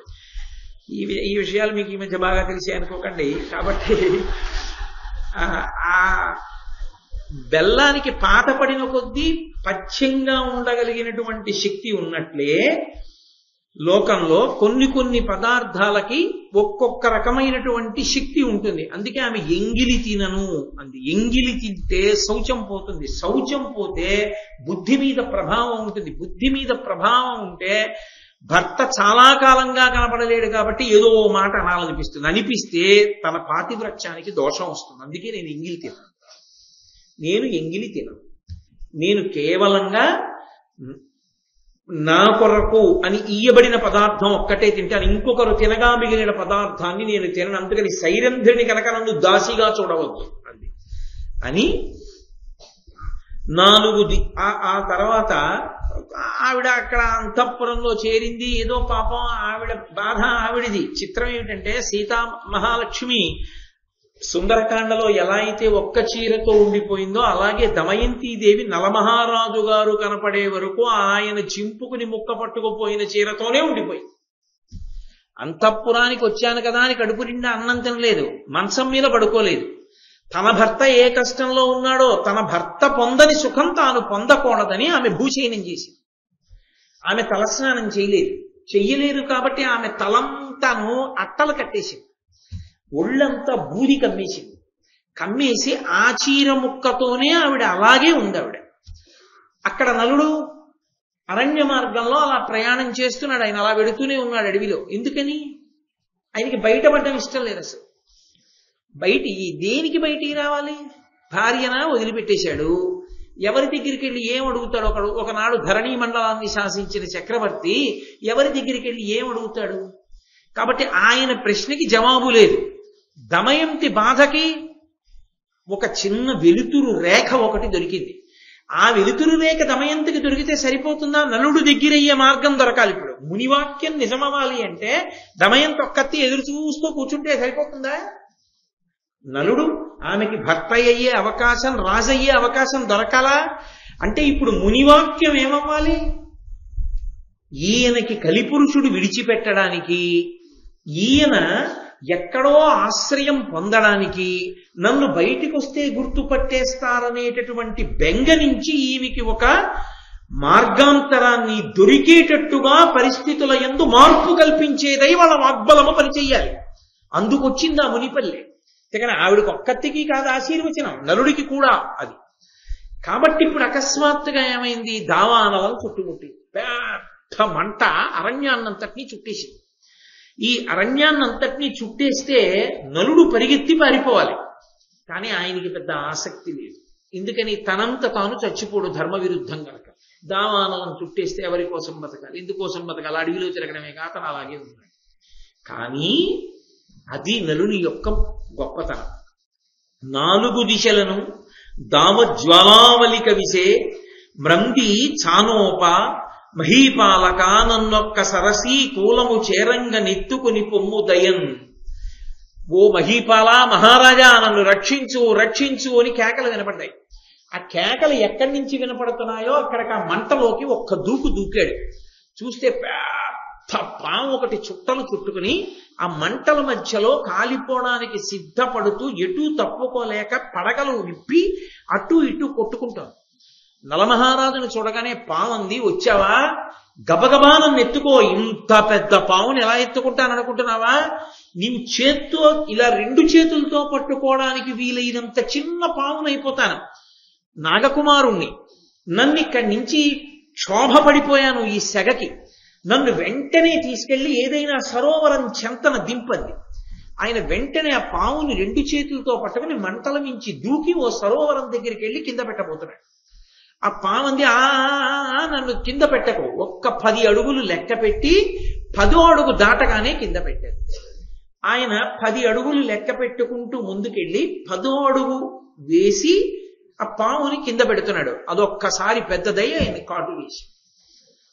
కాటు వెయ్యగానే అకస్మాత్తుగా నల్లగా మారిపోయి చేతులు పొట్టిగా అయిపోయి వికృతమైనటువంటి ఆకారాన్ని పొంది గూని వచ్చిన వాడిగా వంగిపోయాడు. వంగిపోతే ఆ పావుంది ఆయన కర్కోటకుడు. ఆయన అన్నాడు, నేను నీకు కావాలనే ఇటువంటి రూపాన్ని కల్పించాను, నేను నీకు అపకారం చేశానని అనుకోకు. నువ్వు నీ రూపంతో ఉన్నంతకాలం నువ్వెవరిని ఆశ్రయించలేవు, గుర్తుపడతారని. ఈ రూపంతో నిన్ను ఎవ్వరూ గుర్తుపట్టారు. నీ రూపం మారిందేమో, నీ మేధా సంపత్తి అలాగే ఉంటుంది. మేధా సంపత్తికి దోషం రాదు, కానీ నీ రూపం మారిపోయింది. ఇప్పుడు నువ్వు ఏ రాజు దగ్గరికైనా వెళ్ళచ్చు, నీకు అభ్యంతరం రాదు. సరికదా? పిశాచములు రాక్షసులు నిన్ను ఆవహించలేరు, బాధ పెట్టలేరు. నీకు శత్రుభీతి ఉండదు. నా విషం నీ శరీరంలో ఉన్నంత కాలం నిన్ను శత్రువులు బాధ పెట్టరు. యుద్ధం జరిగితే నీకే విజయం సంప్రాప్తమవుతుంది. నా విషం నీ శరీరంలోకి ఎక్కిన కారణంగానే నువ్వు భార్యా సమాగమాన్ని పొందుతావు, పూర్వరాజ్యాన్ని పొందుతావు. నీకు మళ్ళీ ఎప్పుడు నీ యథారూపం కావాలనుకుంటున్నావో అప్పుడు నన్ను స్మరిస్తే ఒక దివ్యమైన వస్త్రం ఒకటి వస్తుంది. ఆ వస్త్రాన్ని నీ మీద కప్పుకో, నువ్వు మళ్ళీ నలుడికైపోతావు. కాబట్టి నేను నీకు ఏదో అపకారం చేశానన్న భావన మనసులో పెట్టుకోకు. నువ్వు ఇప్పుడు ఎక్కడికి వెళ్ళాలో, ఎక్కడికి వెడితే నీ కథ సుఖాంతమవుతుందో కూడా నేను నీకు మార్గం చెప్తాను. ఎందుకు దావానలం పుట్టాలి, ఎందుకు కర్కోటకుడు ఇలా చెయ్యాలి, ఎందుకు కర్కోటకుడు మార్గం చెప్పాలి? మహాత్ముల మాట, మునిపల్లెలోని మునుల ఆశీర్వచనం మళ్ళీ ఇద్దరు కలవడానికి మార్గాన్ని సుగమం చేస్తోంది. కాబట్టి యథార్థం చెప్పాలంటే ఈ నలదమయంతుల కథ అంతా కూడా దమయంతీదేవి యొక్క పాతివ్రత్య ప్రభావ విశేషమే. నలుడి ధర్మం లేదని నేను ప్రతిపాదన చేయను, కానీ కలిపురుషుడు పాడు చేస్తున్నాడు లోపల నుంచి. ఆ కర్కోటకుడు అన్నాడు, ఇలా ప్రసిద్ధుడు ఋతుపర్ణుడెనుడు మహీషుడు ఇక్ష్వాకుకులజుండు నీకు సేవ్యుండవు. అతని కొలిచి అందుండు నెలకొని అతనికి అశ్వహృదయమనిడి విద్య ఇచ్చి వెలయ అతని చేత అక్షహృదయమన్ విద్య చేకొను. ఇక్కడికి దగ్గరలో ఇక్ష్వాకు వంశంలో ప్రభవించినటువంటి ఋతుపర్ణుడు అనబడేటటువంటి రాజు రాజ్యం చేస్తున్నాడు. నువ్వు ఆయన దగ్గరికి వెళ్ళు, ఆయనని సేవించు. ఆయన దగ్గర నుండి అక్షహృదయము అనబడేటటువంటి విద్యని నువ్వు పుచ్చుకో. అది తాంత్రిక విద్య. తాంత్రిక విద్య అంటే నా ఉద్దేశం అది ఏదో ఉగ్ర పూజలకు సంబంధించిన విద్య కాదది. అది వైదికమై పరమేశ్వరానుగ్రహాన్ని ప్రోధి చేసేటటువంటి విద్య. ఋగ్వేదంలో అక్షసూక్తము అని ఈ పాచికల మీద ఒక సూక్తం కూడా ఉంది. కాబట్టి అది వైదిక మార్గంలో ఆ దేవతానుగ్రహాన్ని పొందేటటువంటి ప్రక్రియ. శకునిలా ఏదో పాశాధిష్టాత్రి అనుగ్రహాన్ని పొంది ఆ పాచికలని వశం చేసుకున్న విద్య కాదది. అందుకే అక్ష విద్య ఎవరి చేతిలో ఉంటుందో వాళ్ళ దగ్గర శకుని వంటి వారి పాచికలు పారం. కాబట్టి అందుకు చెప్తున్నాడు మహానుభావుడు అశ్వఘోషుడు. ఈ కథంతా చెప్పుకొస్తున్నాడు బృహదాశ్యుడు. కాబట్టి ఆయన అన్నాడు, నువ్వు ఆ ఋతుపర్ణుడి దగ్గరికి వెళ్ళి సేవించు. అక్కడికి వెళ్ళి సేవించి ఆయన దగ్గర అక్షహృదయం అన్న విద్య పుచ్చుకో. నీ దగ్గర ఒక విద్య ఉంది. ఏమిటది? నీ దగ్గర ఉన్నది అశ్వహృదయం. అంటే గుర్రాల్ని ఎలా లొంగ తీసుకోవాలో నీకు తెలుసు. ఈ విద్య ఆయన దగ్గర ఉన్న విద్య నువ్వు పుచ్చుకో. శుభం భూయా, నీకు శుభం జరుగుతుంది, వెళ్ళు అని ఆ కర్కోటకుడు అదృశ్యమైపోయాడు. వెంటనే ఈ నలుడు ఇప్పుడు ఎవరు తనని గుర్తుపడతారన్న భయం లేదు కాబట్టి ఋతుపర్ణుడి దగ్గరికి వెళ్ళాడు.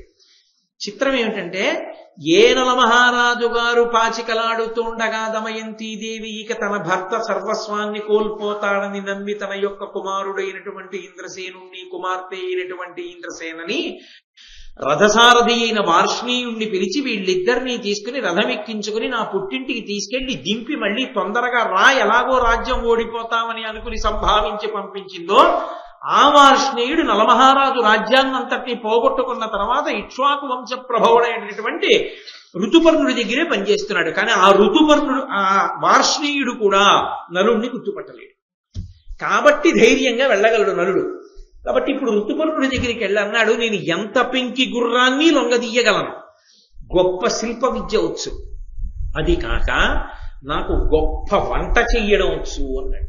నిజానికి చాలా గొప్పగా వంట చెయ్యగలరు అనిపించుకున్న వాళ్ళు ప్రపంచంలో పురుషులే.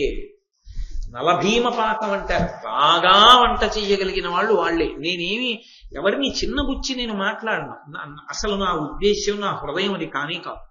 ఒక సత్యాన్ని మాట్లాడడం, ఒక పౌరాణికమైన విషయాన్ని ప్రతిపాదించడం వరకే నా హృదయం. అంతేగాని ఆయన ఏదో ధర్మం చెప్తాడు అని చెప్పి వినడానికి పరిగెత్తుకొచ్చిన వాళ్ళందరినీ చిన్నబుచ్చి మాట్లాడితే నాకు ఏమిటి కలిసి వస్తుంది? అసలు దోషభూయిష్టం అటువంటి కళ మాట్లాడకూడదు. నేను ఒక సత్యాన్ని చెప్పడానికి ఆ మాట అన్నాను అంతే. అలా అయితే ఇంకొక మాట కూడా అనొచ్చు, అసలు వాళ్ళ యందు కూడా ఆ వంట చెయ్యగలిగిన శక్తినిచ్చి 10 మందికి అన్నం పెట్టే తల్లి అన్నపూర్ణ ఆడదే. కాబట్టి అలా చూడకూడదు. ఒక పౌరాణిక సత్యాన్ని పౌరాణిక సత్యంగా అర్థం చేసుకోవాలి. అది ఏదో ఒకళ్ళని తక్కువ చేయడం, ఒకళ్ళని ఎక్కువ చేయడం కింద భావన చేయకూడదు. కాబట్టి నలభీమ పాకం అంటారు. ఆ వంట చేయడానికి నలుడు భీముడు అంతటి గొప్పవాళ్ళు. కాబట్టి నలుడు అన్నాడు, నేను బాగా వంట చేసి పెట్టగలను, కాబట్టి మహారాజా నన్ను మీ సేవలో వినియోగించుకోండి అన్నాడు. మహారాజు గారు ఆయన్ని తన సేవలో వినియోగించుకున్నాడు. ఇంతటి మహారాజు భయద కోదండ ఖడ్గముల్ పట్టు వీరుడు గరిటెయు క్రోవియు పట్టెనీడు విపుల కేసరినక్కట పిల్లి చేసే అధమ విధమున ఇట్టిదే విధికృతము. ఆయన పెంకి గుర్రాల్ని లొంగదీసి రాజుగారికి ఇస్తున్నాడు. రాజుగారికి వాళ్ళకి వంట చేసి పెడుతున్నాడు అందరికి. ఇలా కాలం గడిచిపోతూ ఉండగా ఒకానొక సమయంలో ఒక రోజు రాత్రి పడుకున్నాడు. ఆ రోజు రాత్రి అప్పటి నుంచి ప్రతిరోజు దమయంతీదేవి జ్ఞాపకానికి వస్తోంది. ఎందుకని? ఇప్పుడు ఒక చిన్న ఆశ, తను బ్రతుకుతున్నాడు, చచ్చిపోవలసినంత అవసరం లేదని బ్రతుకు మీద ఆశ పుట్టింది. బ్రతుకు మీద ఆశ పుట్టగానే తన బ్రతుకుకే తాత్పర్యమైన దమయంతీదేవి గుర్తొస్తోంది. గుర్తొచ్చి అన్నాడు, యభరాజగమన నీవెందుల కరిగితివి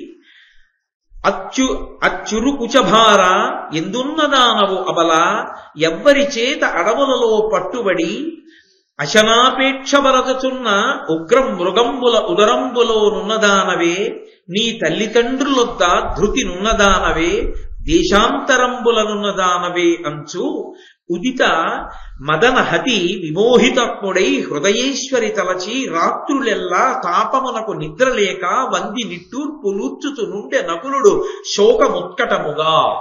ఆయన రాత్రులందు ఏదో పగలంతా పనిలో ఉంటాడు, రాత్రులందు పడుకుంటే దమయంతీదేవి జ్ఞాపకానికి వచ్చినటువంటి వాడై ఆమెని స్మరించి ఏడుస్తున్నాడు. యభరాజగమన, ఓ ఏనుగు వంటి నడక కలిగినటువంటి దానా, ఎక్కడున్నావు, ఎలా ఉన్నావు, ఏ క్రూర మృగాలకు ఆహారం అయిపోయి వాటి కడుపులో చేరిపోయావా, మీ తండ్రి గారి ఇల్లు చేరుకున్నావా, ఎక్కడున్నదానవో కదా అంటే ఆయనకి ప్రీతి లేనివాడు కాడు, కలిపురుషుడు ఆయన చేత పని చేయించాడు. ఎక్కడున్నావో అని ఏడుస్తూ ఆమెను తలుచుకుంటూ రాత్రి పడుకుని ఎవ్వరూ లేరు కదా అని ఈ పద్యం పైకి చదివాడు. ఈ పద్యం పైకి చదివితే అక్కడే జీవనుడు అనబడేటటువంటి ఇతనితో పాటే పనిచేసేటటువంటి రాజుగారి ఇంకొక సేవకుడు ఉన్నాడు. వాడు చాలా ఆశ్చర్యపోయాడు. ఎందుకు ఆశ్చర్యపోయాడంటే ఈయన పద్యం చెప్పాడని కాదు, ఇతనే మరుగుజ్జు, ఇతనే గూని, ఇతని చేతులు పొట్టి, ఇంత నల్లగా ఇంత భయంకరంగా ఉంటాడు, వీడికి ఒక ప్రేయస, ఆ ప్రేయసి అంత గొప్పదా, యభరాజగమన ఏనుగులా నడుస్తుందా, ఆవిడ్ని ఎక్కడో ఎప్పుడో కోల్పోయాడా అందుకు ఏడుస్తున్నాడా, అసలు వీడికో భార్య ఉంటే ఆవిడెంత అందవికారంగా ఉంటుందో అనుకున్నాడు. అనుకుని వచ్చి ఏమిటి అసలు నిన్ను పెళ్లి చేసుకునేవాళ్ళు లోకంలో ఉన్నారా అనుకున్నాడు. ఎంత దారుణమైనటువంటి పరిస్థితిలో చూడండి అంతటి నలమహారాజుకి. వచ్చి ఆయన అన్నాడు, బాహుకుండని చెప్పుకున్నాడు నలుడు తని పేరు. బాహుక, నువ్వే ఇలా ఉంటావు కదా, నిన్ను ఏకాంత వరించిందయా, ఏకాంత గురించి నువ్వు ఇలా మాట్లాడావో నాకు చెప్పవలసింది అన్నాడు. అంటే నలమహారాజు గారు ఇప్పుడు దమయంతి వృత్తాంతం చెప్పడం ఎందుకని మళ్ళీ బయటపడిపోతాడు కదా, అందుకని సమయస్ఫూర్తితో, అంత తెలివి లేనివాడ, బయటికి ఆకారం మారింది కానీ లోపలి మేధా సంపత్తి మారలేదుగా కర్కోటక వరం చేత. అందుకని ఆయన అన్నాడు, ఓరి పిచ్చివాడా నీకు జ్ఞాపకం రాలేదా, మన సైన్యంలో మందప్రజ్ఞుడు అనబడేటటువంటి సైనికుడు ఉండేవాడు, వాడి భార్య కనపడకుండా పోతే ఈ పద్యం రాసుకుని చదివాడు. నాకెందుకో మందప్రజ్ఞుడు పాపం భార్య కనపడకపోతే అలా ఏడిచాడు కదా నా పద్యం గుర్తొచ్చి నేను చదివాను. నాకు భార్య ఏమిటి, ఆవిడ తప్పిపోవడం ఏమిట్రా, నీకు బుర్ర లేదా అని అడగడానికి అన్నాడు. అతను వెంటనే నమ్మాడు. కారణం ఏమిటంటే నిజమేలే ఇలాంటి వాడికి భార్య ఎక్కడ ఉంటుంది అనుకున్నాడు. అంటే మీరు ఇప్పుడు ఒక్క విషయాన్ని గుర్తుపట్టాలి, నలుడికి ఆశ్రయం దొరికిందేమో కానీ ఈయన నలుడిని గుర్తుపట్టడం ఎవరికైనా సాధ్యమా? అసలు నలుడి చేత జవాబు చెప్పించడం సాధ్యమా? ఎవరికీ సాధ్యం కాదు తను బయటపడడం. కాబట్టి ఈమె దమయంతి భర్తయే, ఈమెయే నలుడు అని పట్టుకోవడానికి ఎక్కడా అవకాశం లేదు, తనంత తాను ఎక్కడో బయటపడితే తప్ప. కాబట్టి కథ మళ్ళీ అలాగే బీసుకుపోయింది. దమయంతీదేవి అక్కడుంది, నలుడు ఇక్కడున్నాడు, ఎలా ఇద్దరు కలిసేది, ఎలా మునివాక్యం నిజమయ్యేది? సరే, ఇలా కొంతకాలం నడుస్తోంది. ఇలా నడుస్తూ ఉండగా అక్కడ విదర్భ దేశానికి చెందినటువంటి రాజు భీముడు దమయంతీదేవి తండ్రికి తెలిసింది, జూదంలో నా కూతురు అల్లుడు అన్నీ కోల్పోయి అరణ్యవాసానికి వెళ్ళిపోయారట, ఇక మళ్ళీ నా కూతురు అల్లుడు జాడలేదు, మీరు ఎలా అయినా వెళ్ళి నా కూతురు అల్లుడు ఎక్కడుంటారో కనిపెట్టి రండి అని కొంతమంది బ్రాహ్మణుల్ని పిలిచి వాళ్ళకి సంభావన ఇచ్చి వాళ్ళందరినీ కూడా అన్ని రాజ్యములను చూసి రమ్మని పంపించాడు. వాళ్ళు ఈ భూమండలంలో ఉన్నటువంటి రాజ్యములను, నగరములను, గ్రామములను శోధిస్తూ అన్ని చోట్లకి వెడుతున్నారు. వెళ్ళి వాళ్ళు వెతుకుతున్నారు. ఎందుకు వెతకగలరు? వాళ్ళు బ్రాహ్మణులు కాబట్టి అక్కడికి వెళ్ళో పూజ చేస్తారు, హోమం చేస్తారో, యజ్ఞం చేస్తారు, అందరూ వస్తారో, నమస్కారం చేస్తారో, కాయో పండో చేతిలో పెడతారు. వాళ్ళు వెళ్ళి వెతకక్కర్లేదు. వాళ్ళ దర్శనానికి, ఆశీర్వచనానికి అందరూ వస్తారు కాబట్టి నలదమయంతులు ఎక్కడైనా ఉన్నారు. అందులో కష్టాల్లో ఉన్నవాడు ముందు వస్తాడు కదా ఆశీర్వచనానికి. డాక్టర్ గారి దగ్గరికి, మంత్రోపాసనలు ఉన్న వాళ్ళ దగ్గరికి ఎవరు పెడతారంటే కష్టాల్లో ఉన్న వాళ్ళే పెడతారు తప్ప అన్ని బాగున్నవాడు ఎందుకు పెడతాడు? కాబట్టి వాళ్ళు తప్పకుండా వస్తారు నలదమయంతులు, బ్రాహ్మణ భక్తి కలిగిన వాళ్ళు కాబట్టి బ్రాహ్మణుల యొక్క సమూహాల్ని పంపించాడు. వాళ్ళు అంతటా వెతుకుతూ వెడుతున్నారు. అలా వెడుతుండగా ఈ ఎక్కడైతే దమయంతీదేవి ఉన్నదో ఆ దమయంతీదేవి ఉన్నటువంటి రాజ్యానికి సుదేవుడు అనబడేటటువంటి ఒక బ్రాహ్మణుడు వచ్చాడు. విదర్భ రాజ్యం నుంచి బయలుదేరిన బ్రాహ్మణ సమూహాల్లో ఆయన అంతఃపురంలోకి వచ్చి చూస్తున్నాడు అందరినీ. ఆ రోజుల్లో వారి యందు భక్తి అలా ఉండేది, వారు ఏమి మోసం చెయ్యరు అని. అందుకని ఆయన అంతఃపుర ప్రవేశం చేసి ఏదో ఆయనకి సంబంధించిన కార్యకలాపమునందు అందరినీ గమనిస్తూ దమయంతీదేవిని చూశాడు. చూసి వెంటనే గుర్తుపట్టాడు. ఆ ప్రజ్ఞ లేని వాళ్ళని ఎందుకు పంపుతాడు రాజు? గుర్తుపట్టి అనపహార్యంబు తేజోమయంబు సర్వగుణములకు అలంకారంబు గురుతరంబు భామలకు పతిభక్తియ పరమమైన భూషణంబు ఇట్టి వేపెర భూషణములు. ఆయన అన్నాడు దమయంతీదేవి వంక చూసి, అనపహార్యంబు, అమ్మా ఈ పాతివ్రత్యం అనేటటువంటి లక్షణం ఉందే, దీన్ని దొంగిలించడం ఎవరి వల్ల సాధ్యం కాదు, అది ఎవరు దొంగిలించలేరు. తేజోమయంబు, సమస్త తేజస్సుకి కారణం అది. సర్వగుణములకు అలంకారంబు, మిగిలిన గుణాలకన్నిటికీ అలంకారం పతిభక్తి. తల్లి నీ పతిభక్తి ఏమిటో నాకు తెలుసు, నువ్వు దమయంతీదేవివి, నిన్ను గుర్తుపట్టాను నేను. నువ్వు అమ్మా ఇక్కడున్నావా? నీ తండ్రి భీమరాజు గారు, నీ తల్లి, నీ బిడ్డలు నీ ఇద్దరి కోసం బెంగ పెట్టుకున్నారమ్మా, నువ్వు బయలుదేరి రావలసింది అని దమయంతీదేవితో మాట్లాడుతున్నాడు. రాజమాత వింది. అరెరే, నా దగ్గర సైరంధ్రిగా చేరినప్పుడు అన్యులతో మాట్లాడనంది, బ్రాహ్మణులతో మాట్లాడతానంది. ఏ కష్టం వచ్చిందో ఇతను మాట్లాడుతున్నాడో ఆమె మాట్లాడటం లేదని పరుగున వచ్చింది రాజమాత. వచ్చి ఎవరు ఈమె, ఏం పలకరిస్తున్నావు, ఏం మాట్లాడుతున్నావు అని అడిగింది. అంటే ఆయన అన్నాడు, అమ్మా ఈమె దమయంతీదేవి, ఈమె నలమహారాజు గారి యొక్క భార్య, భీముని యొక్క కూతురు, విదర్భ దేశ బ్రాహ్మణుణ్ణి, ఈమె కోసమే వచ్చానమ్మా అన్నాడు. అంటే ఎలా గుర్తుపట్టావని అడిగింది ఆవిడ. నేను గుర్తుపట్టడానికి కారణం ఈమె రెండు కనుబొమల మధ్యలో బ్రహ్మదేవుడి చేత పెట్టబడినటువంటి ఒక అత్యద్భుతమైన తేజోవంతమైన పుట్టుమచ్చ ఉంది, దాని మీద బొట్టు పెట్టుకున్నాడు. కాబట్టి అది బాగా ఎరుక కలిగిన వాళ్ళు, చిన్నతనం నుంచి ఆమెని చూసిన వాళ్ళకి తప్ప తెలియదు. చిన్నపిల్లగా ఉన్నప్పటి నుంచి చూసిన వాడిని కాబట్టి నాకు తెలుసు. పరమ తేజోవంతమైన సహజమైనటువంటి బొట్టు ఉంది ఆవిడికి. కాబట్టి నేను దమయంతి అని గుర్తించాను అన్నారు. సరే ముఖం కడుక్కుని రా ఒకసారి అంది రాజమాత. ఆ ముఖ ప్రక్షాళనం చేస్తే సహజంగా తనంత తాను తేజోవంతమైనటువంటి బొట్టు కనుబొమల మధ్య ప్రకాశించింది. చంద్రమతీదేవి యొక్క మాంగళ్యం ఇతరులకు ఎలా కనపడదో ఒక్క హరిశ్చంద్రుడికి తప్ప ఆమె యొక్క తేజోవంతమైనటువంటి భ్రూమధ్యమునందున్నటువంటి ఆ బొట్టు స్థానం ఒక్క ఆయన సుదేవుడు మాత్రమే తెలుసుకోగలిగాడు. తెలుసుకుంటే అప్పుడు ఆ రాజమాత అంది, అమ్మా నేను మీ అమ్మ దశార్ణరాజు పుత్రికలం, మేమిద్దరం అక్క చెల్లెళ్ళం. నేను వీరబాహునికి ఇల్లాలినయ్యాను కాబట్టి ఈ రాజ్యానికి రాజమాతనయ్యాను, నా బిడ్డ పరిపాలిస్తున్నాడు. అమ్మా నువ్వు నా సోదరి బిడ్డవా అంటే నాకు కూతురువే అంది. ఇది ఆనాడు ఆమెను చూస్తే ఏదో అనుబంధం కలుగుతోంది, తీసుకురమ్మని దాసితో చెప్పిందే. రక్త సంబంధాలు పలకరించుకుంటాయి. ఎక్కడున్నా మనసులు తెలియకపోయినా, మనుష్యులు తెలియకపోయినా ఆ అభిమానం, ఆ ఆప్యాయత తెలుస్తుంది. అందుకే మన వాళ్ళు రక్త సంబంధం అండి అంటుంటారు. ఆ రక్త సంబంధం క్షమాభిక్ష పెట్టగలిగినట్టు ఇతరులు పెట్టలేరు. రక్త సంబంధం రక్త సంబంధమే. అందుకే రాముడంతటి వాడంటాడు, దేశే దేశే కళత్రాణి దేశే దేశే చ బాంధవా తంతు దేశం నపశ్యామి ఎత్ర భ్రాత సహోదర అంటాడు. ఎక్కడికి వెళ్ళినా భార్య దొరుకుతుందేమో, వేరొక స్త్రీ భార్య కావచ్చేమో, ఒక భార్య పడిపోతే. కానీ అది ఆ మాటని నేను ఏదో ఆయన శాస్త్రానికి అంటే వేరొకరు స్థానంలోకి వెళ్ళవచ్చు అని అన్నాడు. కానీ రాముడు ఏకపత్ని వ్రతుడు, అది కాదు ఆయన ఉద్దేశం. తోబుట్టువుల గొప్పతనాన్ని చెప్పడం. కాబట్టి భార్య దొరుకుతుందేమో, భార్య వైపు బంధువులు కూడా దొరుకుతారు, స్నేహితులు దొరుకుతారు ఎక్కడికి వెళ్ళినా. కానీ ఇక దొరకని వాళ్ళు అంటూ ఉంటే తోడ పుట్టిన వాళ్ళు ఒక్కళ్ళే. తల్లికి తండ్రికి ఈ జన్మలో ఎవరం కలిసి పుట్టామో వాళ్ళ మధ్యనే ఇక నా సొంత అన్నదమ్ముడు అక్క చెల్లెళ్ళు అని చెప్పుకోగలిగిన అనుబంధం. అటువంటి అనుబంధం యొక్క విలువ పవిత్రత తెలుసుకోలేనటువంటి చౌకబారు మనస్తత్వం ఉన్న వాళ్ళని ఆ పరమేశ్వరుడు ఒక్కడే బాగు చేయాలి. కాబట్టి అది రక్త సంబంధం. అంటే అది ఎన్ని తప్పుల్ని క్షమిస్తుంది. మా అన్నయ్య పోనిద్దరు, మా తమ్ముడు పోనివ్వండి, క్షమించేస్తాడు.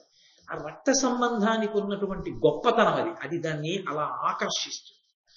కాబట్టి నా కూతురు అమ్మ నీకు విదర్భరాజ్యం ఒకటి ఇదొకటి కాదు, తల్లి నా దగ్గర సైరంధ్రిగా ఉన్నావా, కొన్నాళ్ళుండి ఇక్కడే. అమ్మా ఎంత నీది రెండూ పుట్టిళ్ళే అయినా నీ దగ్గర ఉండడంలో నాకు బాధ లేకపోయినా నేను విదర్భ దేశానికి వెళ్ళిపోవడానికి కారణం ఒక్కటి ఉంది. ఒకటి, నా బిడ్డల్ని చూసుకోవాలని మనసు పరితపించిపోతాం. రెండు, బాగా కష్టం వచ్చినప్పుడు అందులో భర్తకి కూడా దూరం అయితే పావురుమని మా అమ్మ ఒళ్ళో తలపెట్టుకుని ఏడవాలి. అమ్మ అమ్మే కదూ, అందుకే అంత కష్టం వస్తే అమ్మ దగ్గరికే పంపిస్తారు. ఏ కష్టం అంటే తనకి అనుభవం లేక అది చాలా ఎంత ఇబ్బందికరమో అంటే అమ్మ దగ్గరే ఉంచుతారు. ఆ అమ్మకే తెలుసు ఆ సేద తీర్చడం. గర్భిణి అయిన ఆడపిల్లని పుట్టినింటికి పంపించడానికి కారణం అదే. ఆ అమ్మ దగ్గర ఉంటే చాలు ఆడపిల్లకి అంత అనునయం, అంత సంతోషం. అమ్మా అని పిలిచి ఎంత సేద తీరిపోతుందో. అమ్మ అమ్మే లోకంలో, అందుకని మా అమ్మ దగ్గరికి వెడతానమ్మా అని నమస్కారం చేసి ఆవిడ అనుగ్రహాన్ని ఆశీర్వచనాన్ని తీసుకుని బ్రాహ్మణుడు సునందునితో కలిసి ఆమె విదర్భ రాజ్యానికి వెళ్ళిపోయినా ఆమె మాత్రం ఆనాడు నలమహారాజు గారు తన కట్టుకున్నటువంటి బట్టలో సగం చింపి తీసుకోగా మిగిలినటువంటి వస్త్రఖండాన్నే కట్టుకుని ఆ ఒంటికి పట్టినటువంటి మట్టితోటే ఆమె పడుకుంటూ కడుపు నిండా అన్నం తినకుండా నలమహారాజు గురించే ఆమె నిరంతరము స్మరిస్తూ ఆమె కోరి తెచ్చుకున్న కష్టంతో మహాపాతివ్రత్యంతో నలుని యొక్క దర్శనమును అపేక్షించి ఉంది. ఇంటికి వెళ్ళింది, చాలా కాలం అయింది పుట్టినింటికి. భర్త కనపడే మార్గం ఏమిటి? వెతికితే కనపట్టలేదు. అది ఆవిడ గొప్పతనం. ఇంతమంది వెతికారు, తను కనపడింది, నలుడు కనపడలేదు. ఇంత దీనమైన స్థితిలో తనున్నా కనిపెట్టగలిగిన వాళ్ళు నలుడిని ఎందుకు కనిపెట్టలేకపోయారు? అంటే నలుడు కనిపెట్టడానికి వీలు లేని స్థితిలో ఉండి ఉంటాడు. కాబట్టి ఇప్పుడు నలుడు మన మాంసనేత్రానికి దొరకడు. నలుడు తనంత తాను దొరకాలి, దానికి ఒక ఉపాయం దొరకాలి. అది ఆవిడ గొప్పతనం. అంత దుఃఖంలో అంత పదునుగా ఆలోచించింది ఆవిడ. ఆలోచించి వాళ్ళ అమ్మగారిని నాన్నగారిని పిలిచి, నాకు ఒక ఆలోచన వచ్చింది, మీరు దీన్ని అమలు చెయ్యండి. ఏం చెయ్యమంటా ఉన్నారు? బ్రాహ్మణ సమూహాల్ని అన్ని రాజ్యాలకి పంపండి. ప్రతి సభలో ప్రతి ఊళ్ళో వాళ్ళు నిలబడి ఒక మాట చెప్తారు. వాళ్ళు మాట్లాడినప్పుడు ఎవరైనా తిరిగి మాట్లాడితే వెంటనే ఇక్కడికి తీసుకురమ్మని. లేదు అంటే చురుక్కుమనే మాట మాట్లాడుతుంది, అది నలుడే జవాబు చెప్తాడు దానికి. ఇప్పుడు బాహ్యంలో నలుడుగా దొరకని వాడు లోపల నలుడు దొరికిపోతాడు. తీసుకురండి, రానని మొరాయిస్తే గుర్తుపట్టి రండి, ఎక్కడ ఉంటాడో మనమే పెడదాం. సరేనన్నారు. బ్రాహ్మణుల సమూహాలను పిలిచారు, ఆవిడ చెప్పినటువంటి విశేషం చెప్పించారు, పంపించారు. వాళ్ళు అన్ని రాజ్యాలకి వెళ్ళారు, అన్ని చోట్ల, అన్ని సభల్లో, అన్ని ఊళ్ళల్లో, అన్ని వీధుల్లో నిలబడుతున్నారు. ఈ పద్యం చెప్తున్నారు. నిత్య సత్యుండవు నీ సతి వంచించి దాని వస్త్రార్థంబు తరిగి నీకు పరిధానముగా చేసి పాడియే పోవంగా భార్య భర్తవ్యనామరగు ధర్మమది మిథ్యయ్య నీ యందు నీకిట్టి నీకిట్టి నిర్దయ బుద్ధి చేకొన తగునే అట్టి సాధ్వికి కరుణ ప్రసన్నుండవగుమని ఎల్లచో పలికిన ఎవ్వడేని పలుకు వడగ ఓడి ప్రతివచనం బిచ్చునతడు నలుడుగా ప్రియంపు తోడ ఎరిగినన్నునతనికి ఎరింగించి తోడ్కొని రండు రానినాడు రండెరింగి. మీరందరూ వెళ్ళి చెప్పవలసిన మాట ఏమిటో ఆవిడ చెప్పింది. వాళ్ళందరూ చెప్తున్నారేమని, నిత్య సత్యుండవు, అబద్ధమాడని వాడివి, ఎప్పుడూ సత్యమే మాట్లాడేవాడివి, నీ భార్యని వంచనకి గురి చేసి మోసగించి ఆమె కట్టుకున్న చీరలో సగభాగాన్ని నువ్వు తీసుకుని పంచగా కట్టుకుని భార్యని విడిచిపెట్టి వెళ్ళిపోయావు. భర్త అంటే భార్యని భరించువాడు. భార్య భర్తవ్యనామరగు ధర్మమది మిథ్యయ్యే నీయందు. భార్యని భరించవలసిన వాడు భర్త అయితే భరించకుండా విడిచిపెట్టి వెళ్ళిపోయావు కాబట్టి ఆ మాట నీ యందు మిథ్య అయిపోయింది. భార్యని విడిచిపెట్టి వెళ్ళినవాడా? దమయంతీదేవి, నలుడు అన్న పేర్లు ఏమైనా వాడుతున్నారా? ఎక్కడా వాడలేదు. అట్టి సాధ్వికి కరుణ ప్రసన్నుండవగుము, అట్టి మహాసాధ్వి అయినా ఎక్కడా ఆవిడ నీ పేరు చెప్పలేదు. అటువంటి సాధ్వికి ప్రసన్నుడవు కా మహాపతివ్రత, ఎక్కడున్నావో అని అనండి. ఎవ్వరు ఏమిటది అని ఎవరికీ తెలియకుండా అందరూ ఊరుకుంటే ఊరుకోండి. ఎవడైనా తిరిగి జవాబు చెప్తే, ఏమైనా మాట్లాడితే నా దగ్గరికి తీసుకురండి. నేను రానని మొరాయిస్తే ఎక్కడుంటాడో కనుక్కురండి, మనం వెళదాం. ఇప్పుడు వాళ్ళందరూ వెళ్ళి చెప్తున్నారు ఇదే మాట. ఎక్కడ ఎవరు ఏమీ మాట్లాడలేదు. కానీ ఇక్ష్వాకు వంశంలో పుట్టినటువంటి ఋతుపర్ణ మహారాజు గారు పరిపాలిస్తున్నటువంటి రాజ్యానికి వెళ్ళినటువంటి ఒక బ్రాహ్మణుడు, పర్ణాదుడు అని పేరు కలిగినటువంటి వాడు సభలో ఈ మాట చెప్పాడు. చెబితే బాహుకుడి వేషంలో ఉన్న నలుడు విన్నాడు. దీని జవాబు చెప్పకుండా ఎలా ఊరుకోగలడు? తన మీద ఆరోపణ చెయ్యబడింది. తను తప్పు, భార్య సరి అయిన పదంలో ఉంది అంటున్నారు. తను మోసగించాడంటున్నారు. తను మోసగించలేదు, ఆమె సుఖపడాలని వెళ్ళిపోయాడు. అయినా అది అధర్మమే, కానీ తను వెళ్ళింది మాత్రం సుఖపడాలని ఆ మాట పడలేడు నలుడు. కాబట్టి గబుక్కున మాట్లాడాడు బాహుకుడు. ఇది దమయంతీదేవి యొక్క తెలివితేట. ఆయన అన్నాడు, పురుషునందు దోష పుంజంబు కలిగిన ఎరిగి ఎద సహించుని నీ భార్య, పురుషునందభీష్ట భోగంబు దేహాంతరంబునందు ధర్మరతియుపడయు. ఒకవేళ భర్త యందు నిజంగా ఏదైనా దోషమే ఉంటే ఆ దోషాన్ని 10 మందికి చెప్పకుండా సహించినదెవరో ఆమె భార్య. అటువంటి భార్య ఇహలోకమునందు తప్పకుండా భర్తతో కలిసి భోగాన్ని అనుభవిస్తుంది. కాదు, వచ్చే జన్మలో కూడా ఆమెకి ధర్మమునందు అనురక్తి కలుగుతుంది. ఆయన ఎంత గుంభనంగా ఆయన మాట్లాడాడో చూడండి. అంటే తను తప్పు చేశానన్న మాటని మాత్రం ఒప్పుకోలేదు. భర్త నిజంగా తప్పే చేస్తే అది ఆ దోషాన్ని కడుపులో పెట్టుకున్నది పతివ్రత. ఆ దాని చేత ఇహమునందు పరమునందు ఉత్తర జన్మల యందు ఆమె రక్షింపబడుతుంది అన్నాడు. అంటే తప్పుగా అర్థం చేసుకుంది. అన్నది కడుపులో ఉండలేక ఇలా మాట్లాడి గబగబా వెళ్ళిపోయాడు. గబగా వెళ్ళిపోగానే ఆయన కనుక్కోలేడంటే, అమాయకుడు వచ్చినవాడు ఆ పర్ణాదుడు కనుక్కున్నాడు, ఎవరా మాట్లాడిన వ్యక్తి? బాహుకుడు. ఏం చేస్తుంటాడు? ఏదో గుర్రాల్ని లొంగదీస్తూ ఉంటాడు, శిల్పకళా చాతుర్యం ఉన్నవాడు, వంటలు చేసి పెడుతుంటాడు ఋతుపర్ణ మహారాజుకి. కాబట్టి గబగబా వెళ్ళాడు. మళ్ళీ అమ్మా ఒక్కడు మాట్లాడాడు, ఇంకేం మాట్లాడలేదు, ఇలా మాట్లాడాడమ్మా, ఏం చేయమంటావు అన్నాడు.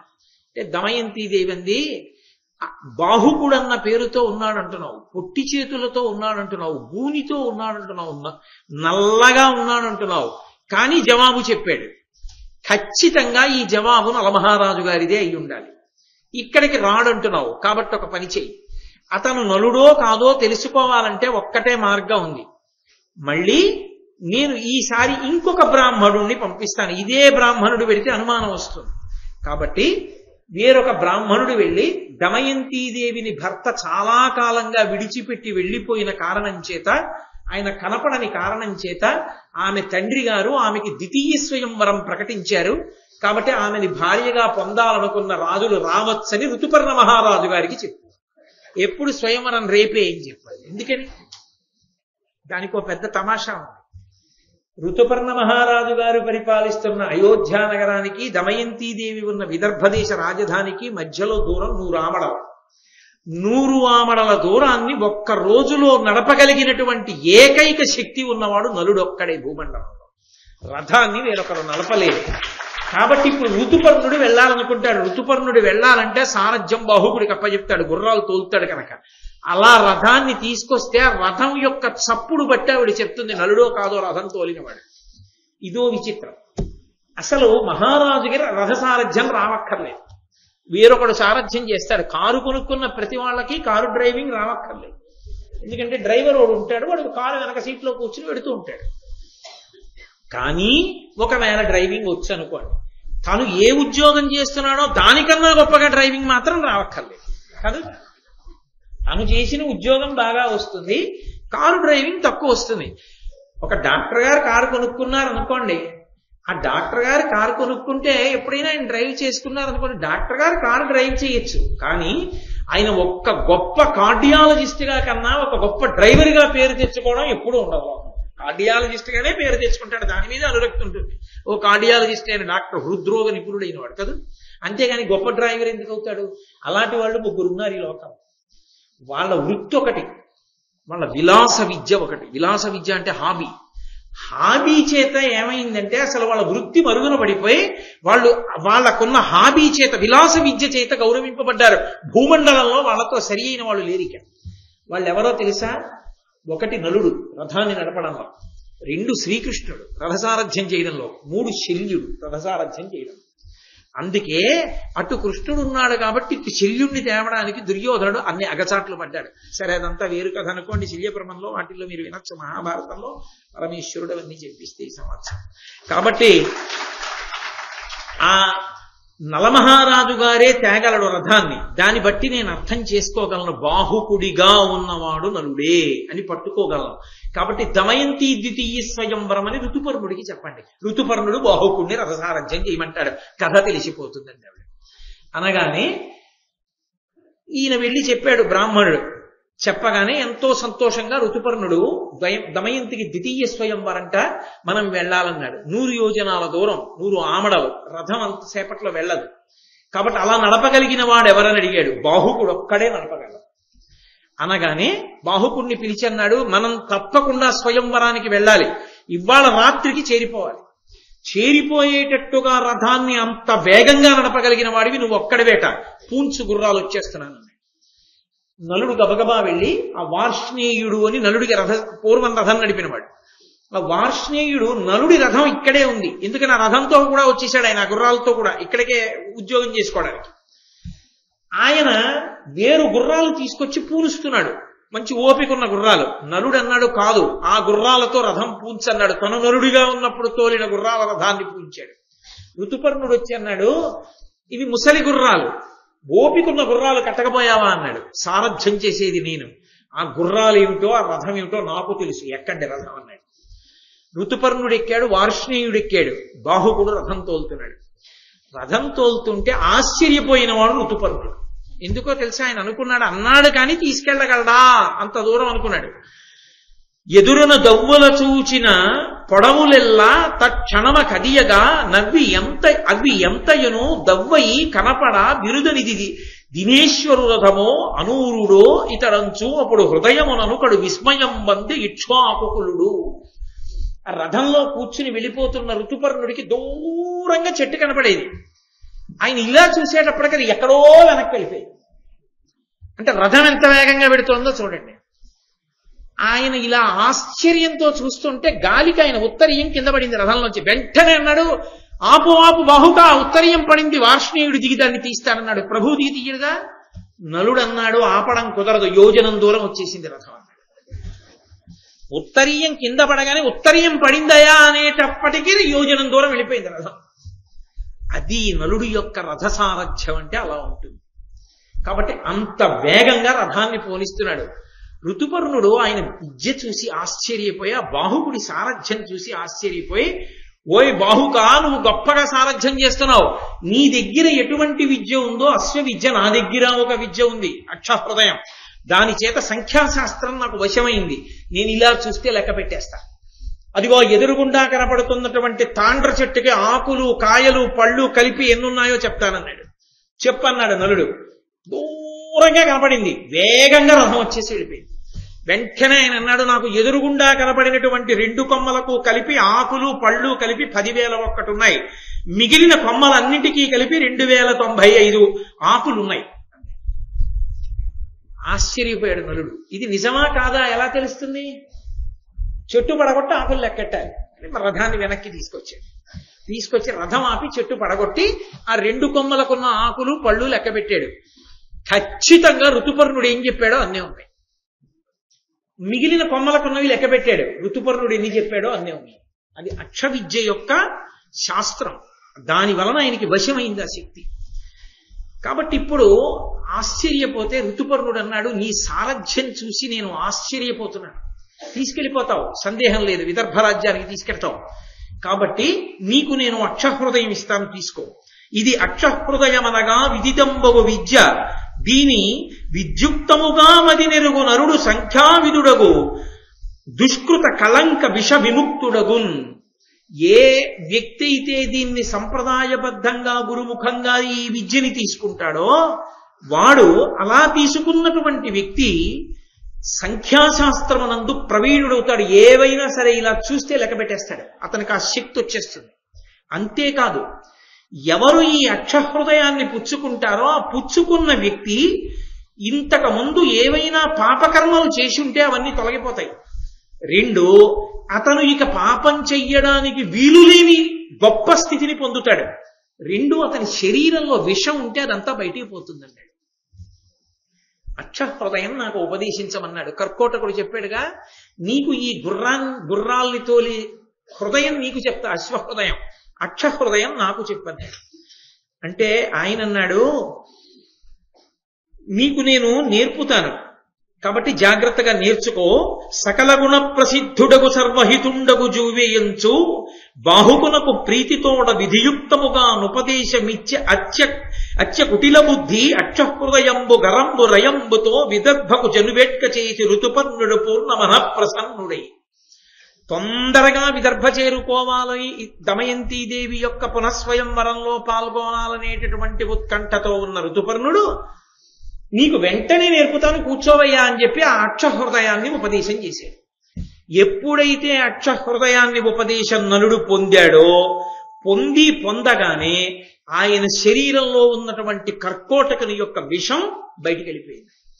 అది బయటికి వెళ్ళిపోగానే పాపమునకు ఆలవాలమైనది కూడా ఇక లోపల ఉండడానికి వీల్లేదు. అక్షహృదయం నేర్చుకుంటే కలిపురుషుడు బయటకు వచ్చేసాడు. నలుణ్ణి విడిచిపెట్టేశాడు. విడిచిపెట్టి బయటకు వచ్చి నించున్నాడు. నిలబడి, నలుడొల్లి ఆక్రమించిన కలి కర్కోటక విషంబు గ్రక్కుచు నొడలన్ వెలుబడి నలునకు విహితంజలి అయి తన్నిరుగ చెప్పే చెంచలుడగుచున్. గడగడగడగడ వణికిపోతూ 2 చేతులు అంజలి ఘటించి నలుడికి నమస్కరించి, నేను ఈ కలిపురుషుణ్ణి నీలోకి ప్రవేశించి నీతో తమకంతో కూడిన జూదం ఆడించాను, భార్యని విడిచిపెట్టేటట్టు చేశాను, నీతో ఈ పాపములు చేయించిన వాడను నేనే. ఒకనాడు దమయంతి స్వయంవరంలో ఆమెను అపేక్షించి ఆమె వివాహం అయిపోయిందని తెలుసుకుని కక్ష కట్టి ఇన్ని పనులు చేశాను, నన్ను మన్నించవలసింది అన్నాడు. నలమహారాజు గారు కలిపురుషుణ్ణి వెంటనే నీకు తగిన శిక్ష వేస్తానన్నాడు. ఇంకేం శిక్ష వెయ్యాలి? నీలో నేనుండగా కర్కోటకుడు కరిచిన కారణం చేత ఆ విషం నీ లోపల తిరుగుతుంటే విషం చేత కాలుతూ చస్తూ ఇన్నాళ్ళు చచ్చాను. అక్షహృదయం ఉపదేశం పొందితే విషంతో పాటు బయటపడ్డాను. కాబట్టి నాకు పడవలసిన శిక్ష పడింది, నన్ను క్షమించమన్నాడు. వదిలిపెట్టేశాడు నలమహారాజు. వెంటనే ఆ కలి మళ్లీ కనబడితే నలుడు ఏం చేస్తాడోనన్న భయంతో అక్కడే ఉన్నటువంటి ఆ తాండ్ర వృక్షంలోకి వెళ్ళిపోయాడు. అందుకే అప్పటి నుంచి ఇప్పటి వరకు కూడా ఎవ్వరూ కూడా తాండ్ర చెట్టుని చూడడం కానీ తాండ్ర చెట్టు నీడలో నిలబడడం కానీ చెయ్యకూడదు అని. దాని వలన కలుపురుషుని యొక్క దోషం అంటుకుని లేనిపోని ఇబ్బందుల పాలవుతారు అని. ఆనాడు కలిపురుషుడు ఒక మాట అన్నాడు, ఎక్కడైనా సరే నలదమయంతుల యొక్క చరిత్ర చెప్పిన, నలదమయంతుల్ని కీర్తించిన అటువంటి వారి జోలికి నేను రాను. ఒకవేళ పాపపు బుద్ధులు కల్పించి ఎవరి యందైనా నేను ప్రవేశించినా, విశేషమైన అపకీర్తి పాలైపోతున్నా, ఈ నలదమయంతుల యొక్క ఆఖ్యానం చెప్పబడిన చోట శ్రద్ధాళువులై వింటే నేను వెంటనే వాళ్ళని విడిచిపెట్టి వెళ్ళిపోతాను. వాళ్ళు పుణ్యాన్ని పొంది వాళ్ళు మళ్ళీ మనశ్శాంతిని పొందుతారు అని వరం ఇచ్చాడు. అక్కడి నుంచి మళ్ళీ ఋతుపర్ణుణ్ణి ఎక్కించుకుని అపారమైన వేగంతో నలుడు విదర్భ రాజ్యానికి చేరుకున్నాడు. చిలికెత్తెలు వచ్చి చెప్పారు, అమ్మా రథం వచ్చేస్తోంది ఋతుపర్ణుడిది. ఋతుపర్ణుడి కోసం కాదు దమయంతి సంరంభం, సారథి తోలుతున్న రథం యొక్క చప్పుడు బట్టి చెప్తుంది ఆవిడ, నలుడో కాదో సారథి. ఆవిడ జాగ్రత్తగా రథసారథ్యం, ఆ రథం యొక్క చక్రముల చప్పుడు విందా ఘోష, ఖచ్చితంగా రథసారథి నలుడే, బాహుకుడి వేషంలో ఉన్నవాడు నలుడే. ఆమె నిర్ధారించింది. మూడో పరీక్ష నిర్ణయించి వచ్చేశారు. ఋతుపర్ణ మహారాజు గారు భీముణ్ణి కలుసుకున్నాడు. ఎక్కడా స్వయంవరం ఏర్పాట్లు లేవు. ఇదేమిటి, ఎవరూ లేరు, నేను ఒక్కడనే వచ్చాను, అంతటి మహాపతివ్రత అయిన దమయంతీదేవికి రెండో స్వయంవరం ఏమిటి, నేను రావడం ఏమిటి అని సిగ్గుపడి ప్రశాంతంగా ఉండిపోయాడు ఏకాంతంగా. ఆయన ఏమి బయటపడలేదు, ఆ మాట అనలేదు, తనకే సిగ్గు కలిగి ఉండిపోయాడు. అది ఆమె పాతివ్రత్య శక్తి. ఈ తల్లి దమయంతీదేవి వెంటనే కేసిని అనబడేటటువంటి తన యొక్క చిలికెత్తిని పిలిచి, తన దగ్గర ఉండే ఒక దాసిని పిలిచి, నువ్వు వెళ్ళి నలమహారాజు గారితో మాట్లాడిరా, బాహుకుడిగా ఉన్నాడు కదూ, ఎక్కడున్నాడో చూడు. ఇప్పుడు మన అంతఃపురం దగ్గరికి వచ్చాడుగా, ఋతుపర్ణుడిని తీసుకొచ్చాడుగా. ఋతుపర్ణుడు అంటే అంతఃపురంలో ఉంటాడు, అతను ఏ అశ్వశాలలోనో ఉంటాడుగా. బండికి గుర్రాలు విప్పి వెళ్ళి మాట్లాడిరా, జాగ్రత్తగా మాట్లాడదు. చిత్రనలీయంలో అసలు విని తీరాలి. ఆ చిత్ర మాట్లాడడం అలా ఉంటుంది, అంత గొప్పగా ఉంటుంది. బాహుకుడంతటి వాడు పొరపాటు పడిపోతాడు ఆ చిత్రతో మాట్లాడడం. అంత అద్భుతమైన సంభాషణ నడిపించారు అందులో. నన్నయ్య గారు కూడా ఏం తక్కువ చేయలేదనుకోండి. కాబట్టి ఆ కేసిని దమయంతి పంపిస్తే ఆయన దగ్గరికి వెళ్ళింది. ఏమీ తెలియని వాళ్ళ ఆ గుర్రబండికున్న గుర్రాలు విప్పేసి అక్కడే పడుకుని ఉన్నాడు నల్లుడు. మామగారి ఇల్లది, తన భార్య ఉన్న చోటు. కానీ తనకి తగిన ప్రాభవం లేక కష్టాల కూర్చి అలాగే పడుకుని ఉన్నాడు. ఈ కేసిని వెళ్ళి అడిగింది, నన్ను దమయంతీదేవి పంపించింది, మీరు ఎందుకు వచ్చారో అడిగిరమ్మంది. వెంటనే దమయంతీదేవి పంపించింది, మీరెందుకు వచ్చారు అంటే, ఒకటి పురుష హృదయం కనుక అక్కసుతో ఎందుకు వస్తాం, పునర్వివాహం చేసుకుంటానందిగా, ఋతుపర్ణుడు వచ్చాడు తీసుకొచ్చాను అని ఆయన అక్కసుతో మాట్లాడతాడేమో చూడాలి. ఆయన పరమ ప్రశాంతంగా అన్నాడు. భీముడు పునఃస్వయంవరాన్ని ప్రకటించాడుగా దమయంతీదేవికి, ఋతుపర్ణ మహారాజు రావలసి వచ్చింది. 100 ఆమడల దూరం రావడం కష్టం కదా, నన్ను సారథ్యం చేయమంటే చేశాను, అందుకు వచ్చాం ఈ ఊరు, అంతకన్నా ఎందుకు వస్తాం అన్నాడు. కేసిని అంది, మూడవ వారెవడు మీతో వచ్చింది, వార్ష్ణేయుడు అన్నాడు. అంటే ఆవిడంది, వార్ష్ణేయుడు నకులుడి దగ్గర పనిచేశాడంటారు కదా, వార్ష్ణేయుడికి నకులుడి జాడ తెలియదా అంటే, మరి ఇద్దరు కలిసే వచ్చారుగా, నీ గురించి వార్ష్ణేయుడికి తెలియదా అంటే, మాట్లాడడంలో ఎక్కడైనా పొరపాటు పడతాడేమో పట్టుకోవచ్చు. ఆయన అన్నాడు, నేను అనలేదు, పొరపాటున ఆనాడు నేను జూదమాడుతుండగా దమయంతి పంపించిందిగా పిల్లల్ని అంటాడేమో అని. ఆయన అన్నాడు, నలమహారాజు జూదమాడుతుండగా దమయంతీదేవి బిడ్డలిద్దరినీ వార్ష్ణేయుడి రథమెక్కించి పుట్టింటికి పంపించి వెనక్కి త్వరగా రమ్మందిట. వార్ష్ణేయుడు తిరిగొచ్చే లోపలే నరుడు రాజ్యభ్రష్టుడై అరణ్యవాసానికి వెళ్ళిపోయాట. లేని కొలువు నాకెందుకు, నలుడు లేడు కదా అని ఆయన పుష్కరుడి దగ్గర పనిచేయడం ఇష్టం లేక తిన్నగా వెళ్ళిపోయి ఋతుపర్ణుడి దగ్గర చేరిపోయాట. అందుకు ఋతుపర్ణుడి దగ్గర పనిచేస్తున్నాడు. నలుడు ఓడిపోగానే ఋతుపర్ణుడి దగ్గరికి వెళ్ళిపోయినటువంటి వార్ష్ణేయుడికి నలుడు యొక్క జాడ ఎలా తెలుస్తుంది, తెలియదు. ఎక్కడైనా దొరికాడా, ఎక్కడా ఆయన దొరకలేదు. ఎక్కడా దొరకకపోతే కేసిని ఎంత దాపరికంతో ఉందామనుకున్నవాడైనా అతను చేసిన మోసాన్ని ఎత్తి చూపించి నింద చేస్తే ముఖంలో కూడా ఎటువంటి ప్రతిస్పందన లేకుండా, ఏ భావం లేకుండా దాచుకోగలరా? అంత ప్రేమైకమూర్తి బయటపడడా ఎక్కడో అక్కడ చూడాలని నలుణ్ణి నింద చేస్తూ మాట్లాడింది. అడవిలో వస్త్రార్థహారి అయి దయలేక ప్రాణేశ్వరుడు తను బాసి చనిన నాటి వస్త్రార్థంబు నలినాక్షి ఇప్పుడు పరిధానముగా పాంసు పటల మలిన మగుచున్న తనముతో నయనంబు జడకొన్న అలకావళులతోడ అవనితలము శయనంబుగా ధర్మచారిణి దమయంతి అనఘవ్రతం బిట్టులాచరించుచున్నదనిన అవిరళోద్గత బాష్పపూర్ణంబులైన లోచనంబులెరుక పడకయుండ వదన పద్మంబు వాంచి తానుండు వలను సూచుచుండె నలుడు. ఆ వచ్చినటువంటి కేశిని అంది అడవిలో వస్త్రార్థహారి అయి దయలేక ప్రాణేశ్వరుడు తను బాసి చనిన. ప్రాణేశ్వరుడైనటువంటి నలుడు దయలేకుండా సగం వస్త్రంతో ఉన్నదాన్ని విడిచిపెట్టి వెళ్ళిపోతే ఆ వస్త్రార్థంతో ఉండిపోయినటువంటి నలినాక్షి ఇప్పుడు పుట్టింటికి వచ్చాను కదా అని విప్పి పట్టుబట్ట కట్టుకోలేదు. ఆ బట్టతోనే ఇప్పటికీ ఉంది. పాంసు పటల మలిన మగుచున్న తనువుతో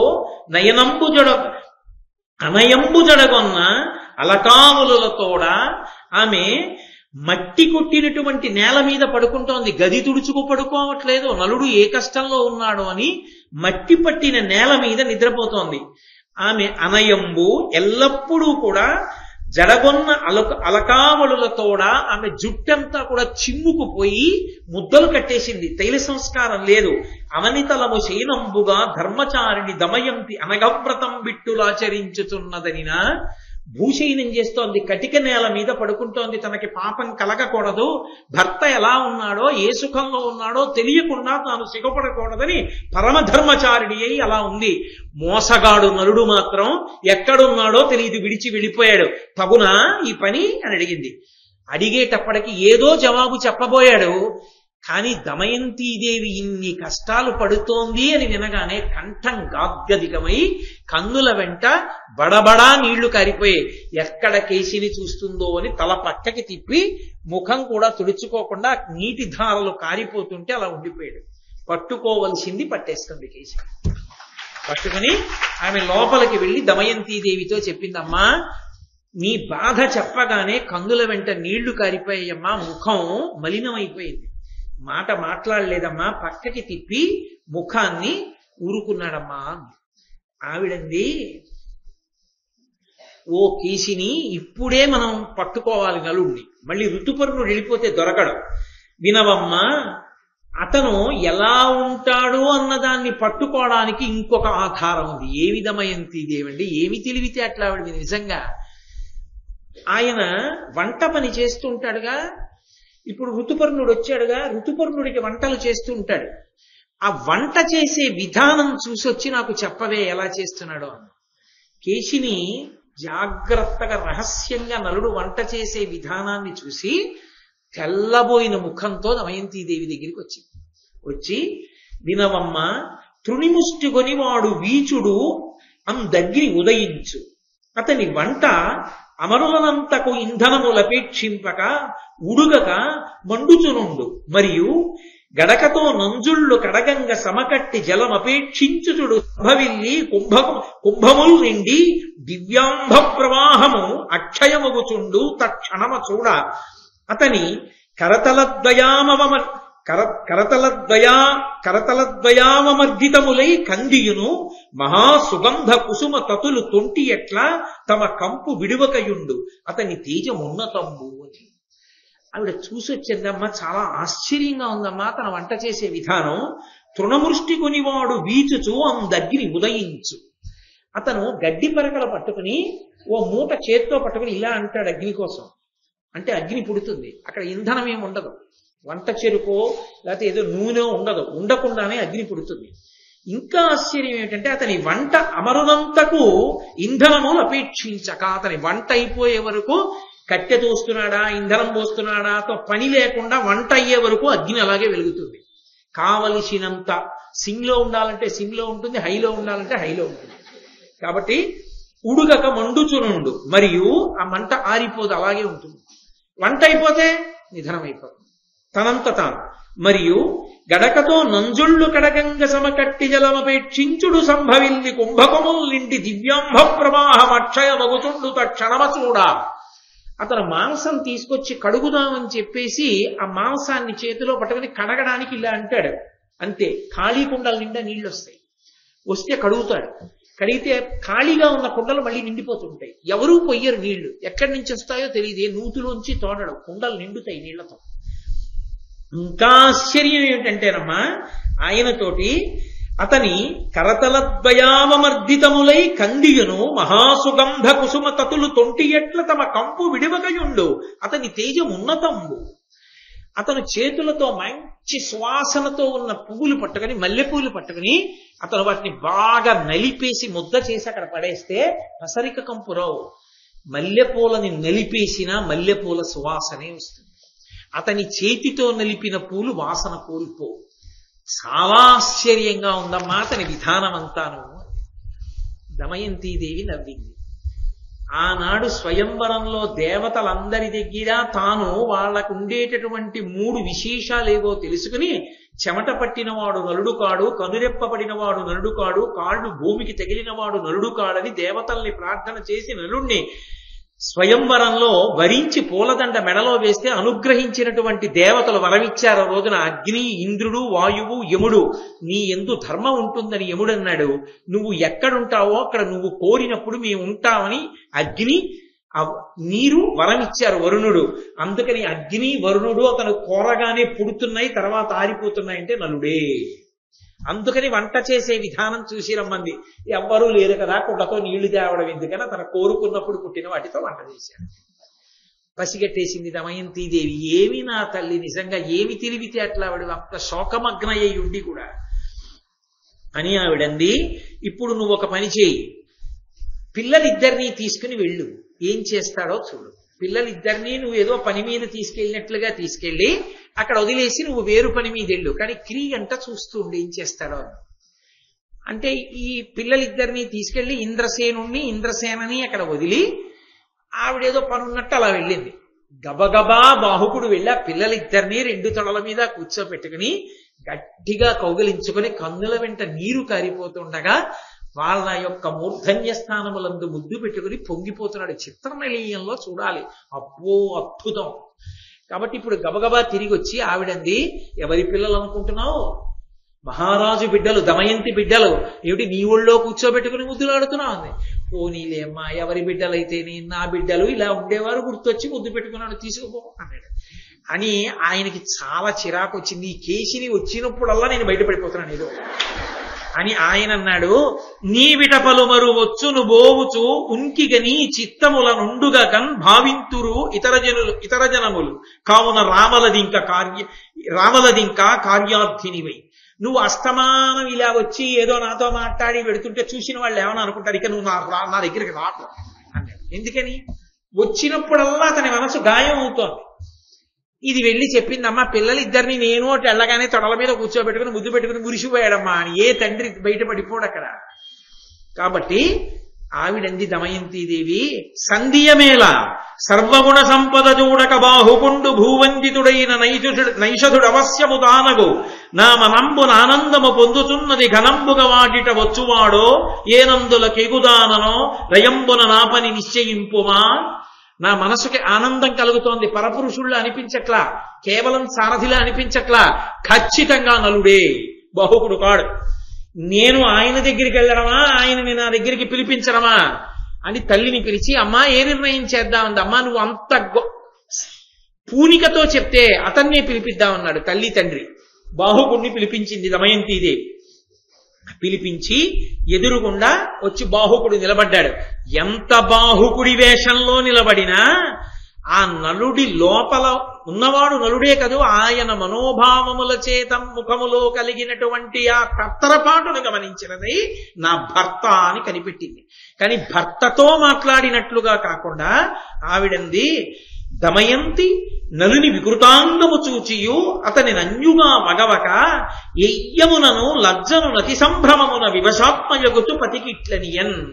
ఆమె సంభ్రమంతో లజ్జతో తన భర్తే అని తెలుసుకున్నదై ఆయనతో మాట్లాడుతూ ఇలా అంది, జనులు ఎవ్వరూ లేనటువంటి అరణ్యంలో నేను నిద్రపోయి ఉండగా పరమ బలహీనురాలనై అప్పటికి 4 రోజుల నుంచి అన్నం లేని దానినై ఉంటే సహధర్మచారిణి అయినటువంటి నన్ను తన వెంట అడవికి తీసుకొచ్చి నువ్వు అనలేదు, మీరు అనలేదు, తన వెంట నన్ను అడవికి తీసుకొచ్చి సౌమ్యమైన ప్రవర్తన కలవాడిలా ప్రవర్తించి సౌమ్యమైన ప్రవర్తన కలిగిన నన్ను అగ్ని సాక్షిగా శాస్త్రీయమైన పద్ధతిలో ఎవరిని భార్యగా పత్నిగా స్వీకరించాడో అటువంటి నన్ను కఠినాత్ముడై విడిచి వెళ్ళిన వారు ఇతరులు ఎవరైనా ఉంటారా? నలుడు తక్క నా భర్త తక్క. ఆ మాట ఆమె అనలేదు, పూర్తి చెయ్యలేదు. అని సురవరుల తొరిగి తన్నున్ వరించితి నన్ను పుత్రవతి ఏలుకో చెచ్చెర విడిచే అతనికి నిష్కరుణనకు ఏమేమి ఎగ్గు కావించితినో. నేను దేవతలు నన్ను భార్యగా పొందాలనుకుంటే కాదని నలమహారాజు గారిని వరించి మరీ వివాహం చేసుకున్నాను. ఎప్పుడూ ఆయనని అనువర్తించి ఆయనతో కలిసి బ్రతకడానికే ప్రయత్నించాను. ఒక్క తప్పు నేను చెయ్యలేదు. కానీ ఏ తప్పు చేశానని నన్ను విడిచిపెట్టి వెళ్ళిపోయాడో అని, నిన్ను నేను విడిచిపెట్టను, ఎప్పుడూ నువ్వు భయపడక్కర్లేదని ఒకమారు కాదు పలుమార్లు నాతో చెప్పాడే. అలా చెప్పినవాడు ఆ మాట ఎందుకు మరిచిపోయి నన్ను విడిచిపెట్టి వెళ్ళిపోయాడో అని కన్నుల నీరు కారుతుండగా ఆమె వలవలా ఏడుస్తుంటే చూడలేకపోయాడు ఇంకా నలమహారాజు. చూడలేక అన్నాడు, అన్ని నిందలు వేస్తున్నావే, నేను ఎందుకు వెళ్ళిపోయానో తెలుసా? నేనే నలుడను. ఎందుకు వెళ్ళిపోయానో తెలుసా? కలిపురుషుడు నాలో ప్రవేశించాడు. ప్రవేశించి నా చేత ఆ పని చేయించాడు. నీ మీద ప్రేమ లేనివాడను కాను. దోషాలన్నీ నా మీదే ఉన్నట్లు మాట్లాడుతున్నావే, నిర్దయుడనై విడిచిపెట్టి వెళ్ళిపోయానంటున్నావే. భర్త ఉన్నదానివి, బిడ్డలను పొందిన దానివి, భర్త బ్రతికున్నాడు ఎక్కడో అని నమ్మిన దానివి, పునఃస్వయంవరానికి ఋతుపర్ణ మహారాజుని రమ్మని కబురెందుకు చేశావు? అసలు ఆ మాట రావచ్చా? ద్వితీయ స్వయంవర నిర్ణయం చెయ్యొచ్చా? మరి నీ ఎందు దోషం లేదా అని అడిగాడు. ఆవిడంది, అందుకో నిజంగా నా మనసులో త్రికరణ శుద్ధిగా ద్వితీయ స్వయంవరం నిర్వహించాలనేటటువంటి కోరిక లేదు, నా తల్లిదండ్రులకు లేదు. పర్ణాదుడు వచ్చి గుర్తించాడు నువ్వు జవాబు చెప్పినప్పుడు. నిన్నిక్కడికి రప్పించడానికి మార్గం లేదు. 100 యోజనముల దూరాన్ని ఒక్క రాత్రి రథం నడపగలిగిన వాడివి నువ్వే. ఇది గుర్తు పట్టాలంటే, ఋతుపర్ణుడిని రప్పించాలంటే ఎలా రప్పిస్తాం? ద్వితీయ స్వయంవరం అని కబురు చేస్తే అసలు అదేమిటో దమయంతి ఎందుకు చేస్తోందో తెలుసుకోవాలన్న కుతూహలంతో నువ్వే సారథ్యం చేస్తావని, తప్పకుండా అంత దూరం రథాన్ని నడిపితే అది మీరేనని నేను అటువంటి కబురు ఋతుపర్ణ మహారాజుకు పంపించాను. త్రికరణ శుద్ధిగా, నాకు అన్యమైన ఉద్దేశ్యమే ఎంత మాత్రమూ లేదు. నీ పాదాల సాక్షిగా చెప్తున్నాను, నిజంగా నా యందు ద్వితీయ స్వయంవర ఉద్దేశ్యమే ఉంటే సూర్య చంద్ర దిక్పాలాదులు నన్ను కాల్చి చంపరా అన్నాడు. అనగానే అంతరిక్షంలోంచి వాయువు యొక్క వాక్కు వినబడింది. అమల చరిత్రనిట్లు దమయంతి పతివ్రత పల్కుదే, నృపోత్తమ విను దీని యందు విదితంబగు శ్రీల విధిన్ సుధాంశుడున్ కమలహితుండు నేను అయి కాచితి మొక్కట 3 వర్షముల్ కొమరుగ దీనిచే కొనుము కోమలి నీ కనురక్తనావుడున్. ఓయి మహారాజా, ఏమనుకుంటున్నావు? ఆమెను ద్వితీయ స్వయంవరానికి ఎందుకు ఒప్పుకున్నావని నిలదీసి ప్రశ్న వేస్తున్నావే. 3 సంవత్సరములు ఆమె నీకు దూరంగా ఉంటే 3 సంవత్సరముల నుండి ఆమెని రక్షిస్తున్న వాళ్ళం నేను, సూర్యుడు, చంద్రుడు ఆమెని కాపాడుతున్నాం నిరంతరం. ఆమె మహాపతివ్రత, ఆమె యందు దోషం లేదు, ఆమెని స్వీకరించు అన్నాడు. అనగానే అంతరిక్షంలోంచి పూలవాన కురిసింది, దేవదుందుబులు మోగాయి, వాయువు ప్రసన్నంగా వీచింది. నలమహారాజుకు అర్థమైంది, నన్ను పొందాలని ఆవిడ ప్రయత్నం చేసింది. నేను కలిపురుషుడు నాలో ప్రవేశించిన కారణం చేత నేనామెను విడిచిపెట్టాను తప్ప మా ఒండురుల మనస్సుల్లో అన్యమైన దోషం లేదు. ఆమె పరమపతివ్రత, నాయందు మనసున్న ఇల్లాలని వెంటనే కర్కోటకుడిని స్మరించాడు. దివ్య వస్త్రం వచ్చింది, దాన్ని కప్పుకోగానే నలమహారాజు తన యథాస్వరూపాన్ని పొందాడు. దమయంతి పరమ ప్రీతితో నలుణ్ణి కలుసుకుంది. ఋతుపర్ణ మహారాజు గబగబా వచ్చి, నీ వంటి మహానుభావుడి చేత గుర్రాల్ని నేను లొంగేటట్టు చేయించాను, ఆ తర్వాత రథం నడిపించాను, కాబట్టి నా తప్పు మన్నించవలసింది అన్నాడు. ఇందులో ఏమీ దోషం లేదు ఋతుపర్ణ మహారాజా. కర్కోటకుడు నేను రూపం మారితే తప్ప పరరాజు వద్ద సేవించలేను కనుక నన్ను అలా అనుగ్రహించి పంపించాడు.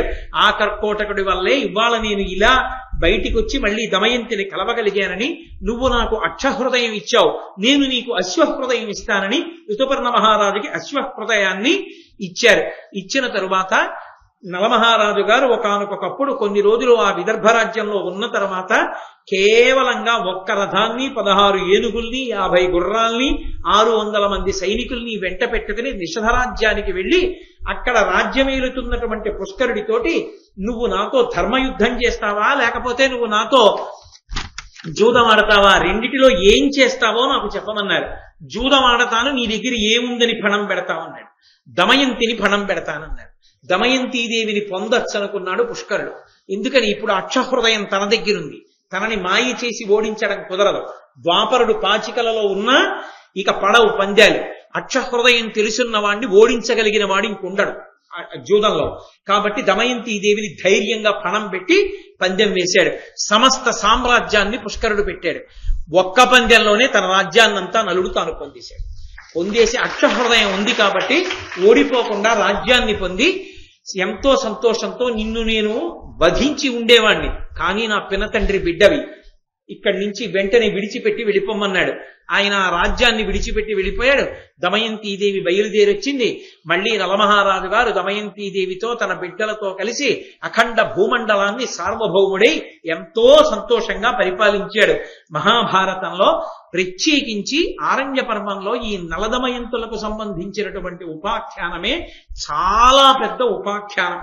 ఈ ఉపాఖ్యానానికి ఫలశ్రుతి చెప్తూ అన్నారు, ఇన్నలోపాఖ్యానమెప్పుడు దత్తావధానులై వినివారు తవిలి సభల చదివెడువారును జగతీశ కలిదోష నిర్ముక్తులగుదురు నిఖిల పుణ్య ఫలభాగులగుదురు బహుపుత్ర పౌత్ర ఆయురారోగ్య ధన యుక్తులగుదురు ఎల్ల విషములకును దుష్ట విషయములకును దూరులగుదురు ధర్మాత్ములగుదురు ఉర్వి కడు ప్రసిద్ధమిదియు కర్కోటకుని దమయంతి పుణ్యమూర్తి అయిన నలుని ఋతుచరిత్రుడైన ఋతుపర్ణుని కీర్తింప కలిభయంబులెల్ల క్రాగునజిపా.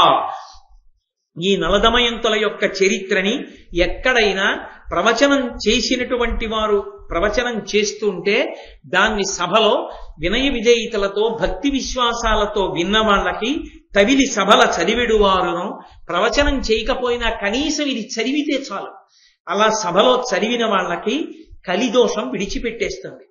అఖిల పుణ్యములు చేశారు అనేటటువంటి ఫలితాన్ని వెంటనే వాళ్ళ ఖాతాలో వేస్తారు. అన్ని పుణ్యములు చేసిన ఫలితం ఒక్క నలదమయంతుల యొక్క ఉపాఖ్యానాన్ని వినడం వల్ల వస్తుంది.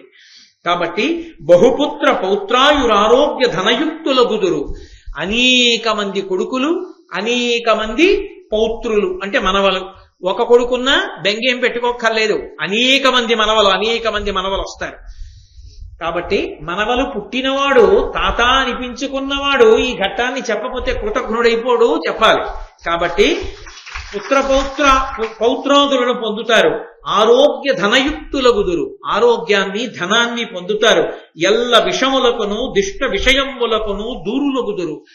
విషం శరీరంలోకి ఎక్కవలసినటువంటి గండం ఏమైనా ఉంటే అది తొలగిపోతుంది. రెండు, ఏదైనా విషయవాసనలు లంపటములలో దుర్వ్యసనములకు వశపడిపోయి ఉన్నవారు ఈ ఆఖ్యానాన్ని వింటే దానికి దూరం అవుతారు. ధర్మాత్ములగుదురు, వాళ్ళు ధర్మం పట్ల అనురక్తిని పొందుతారు.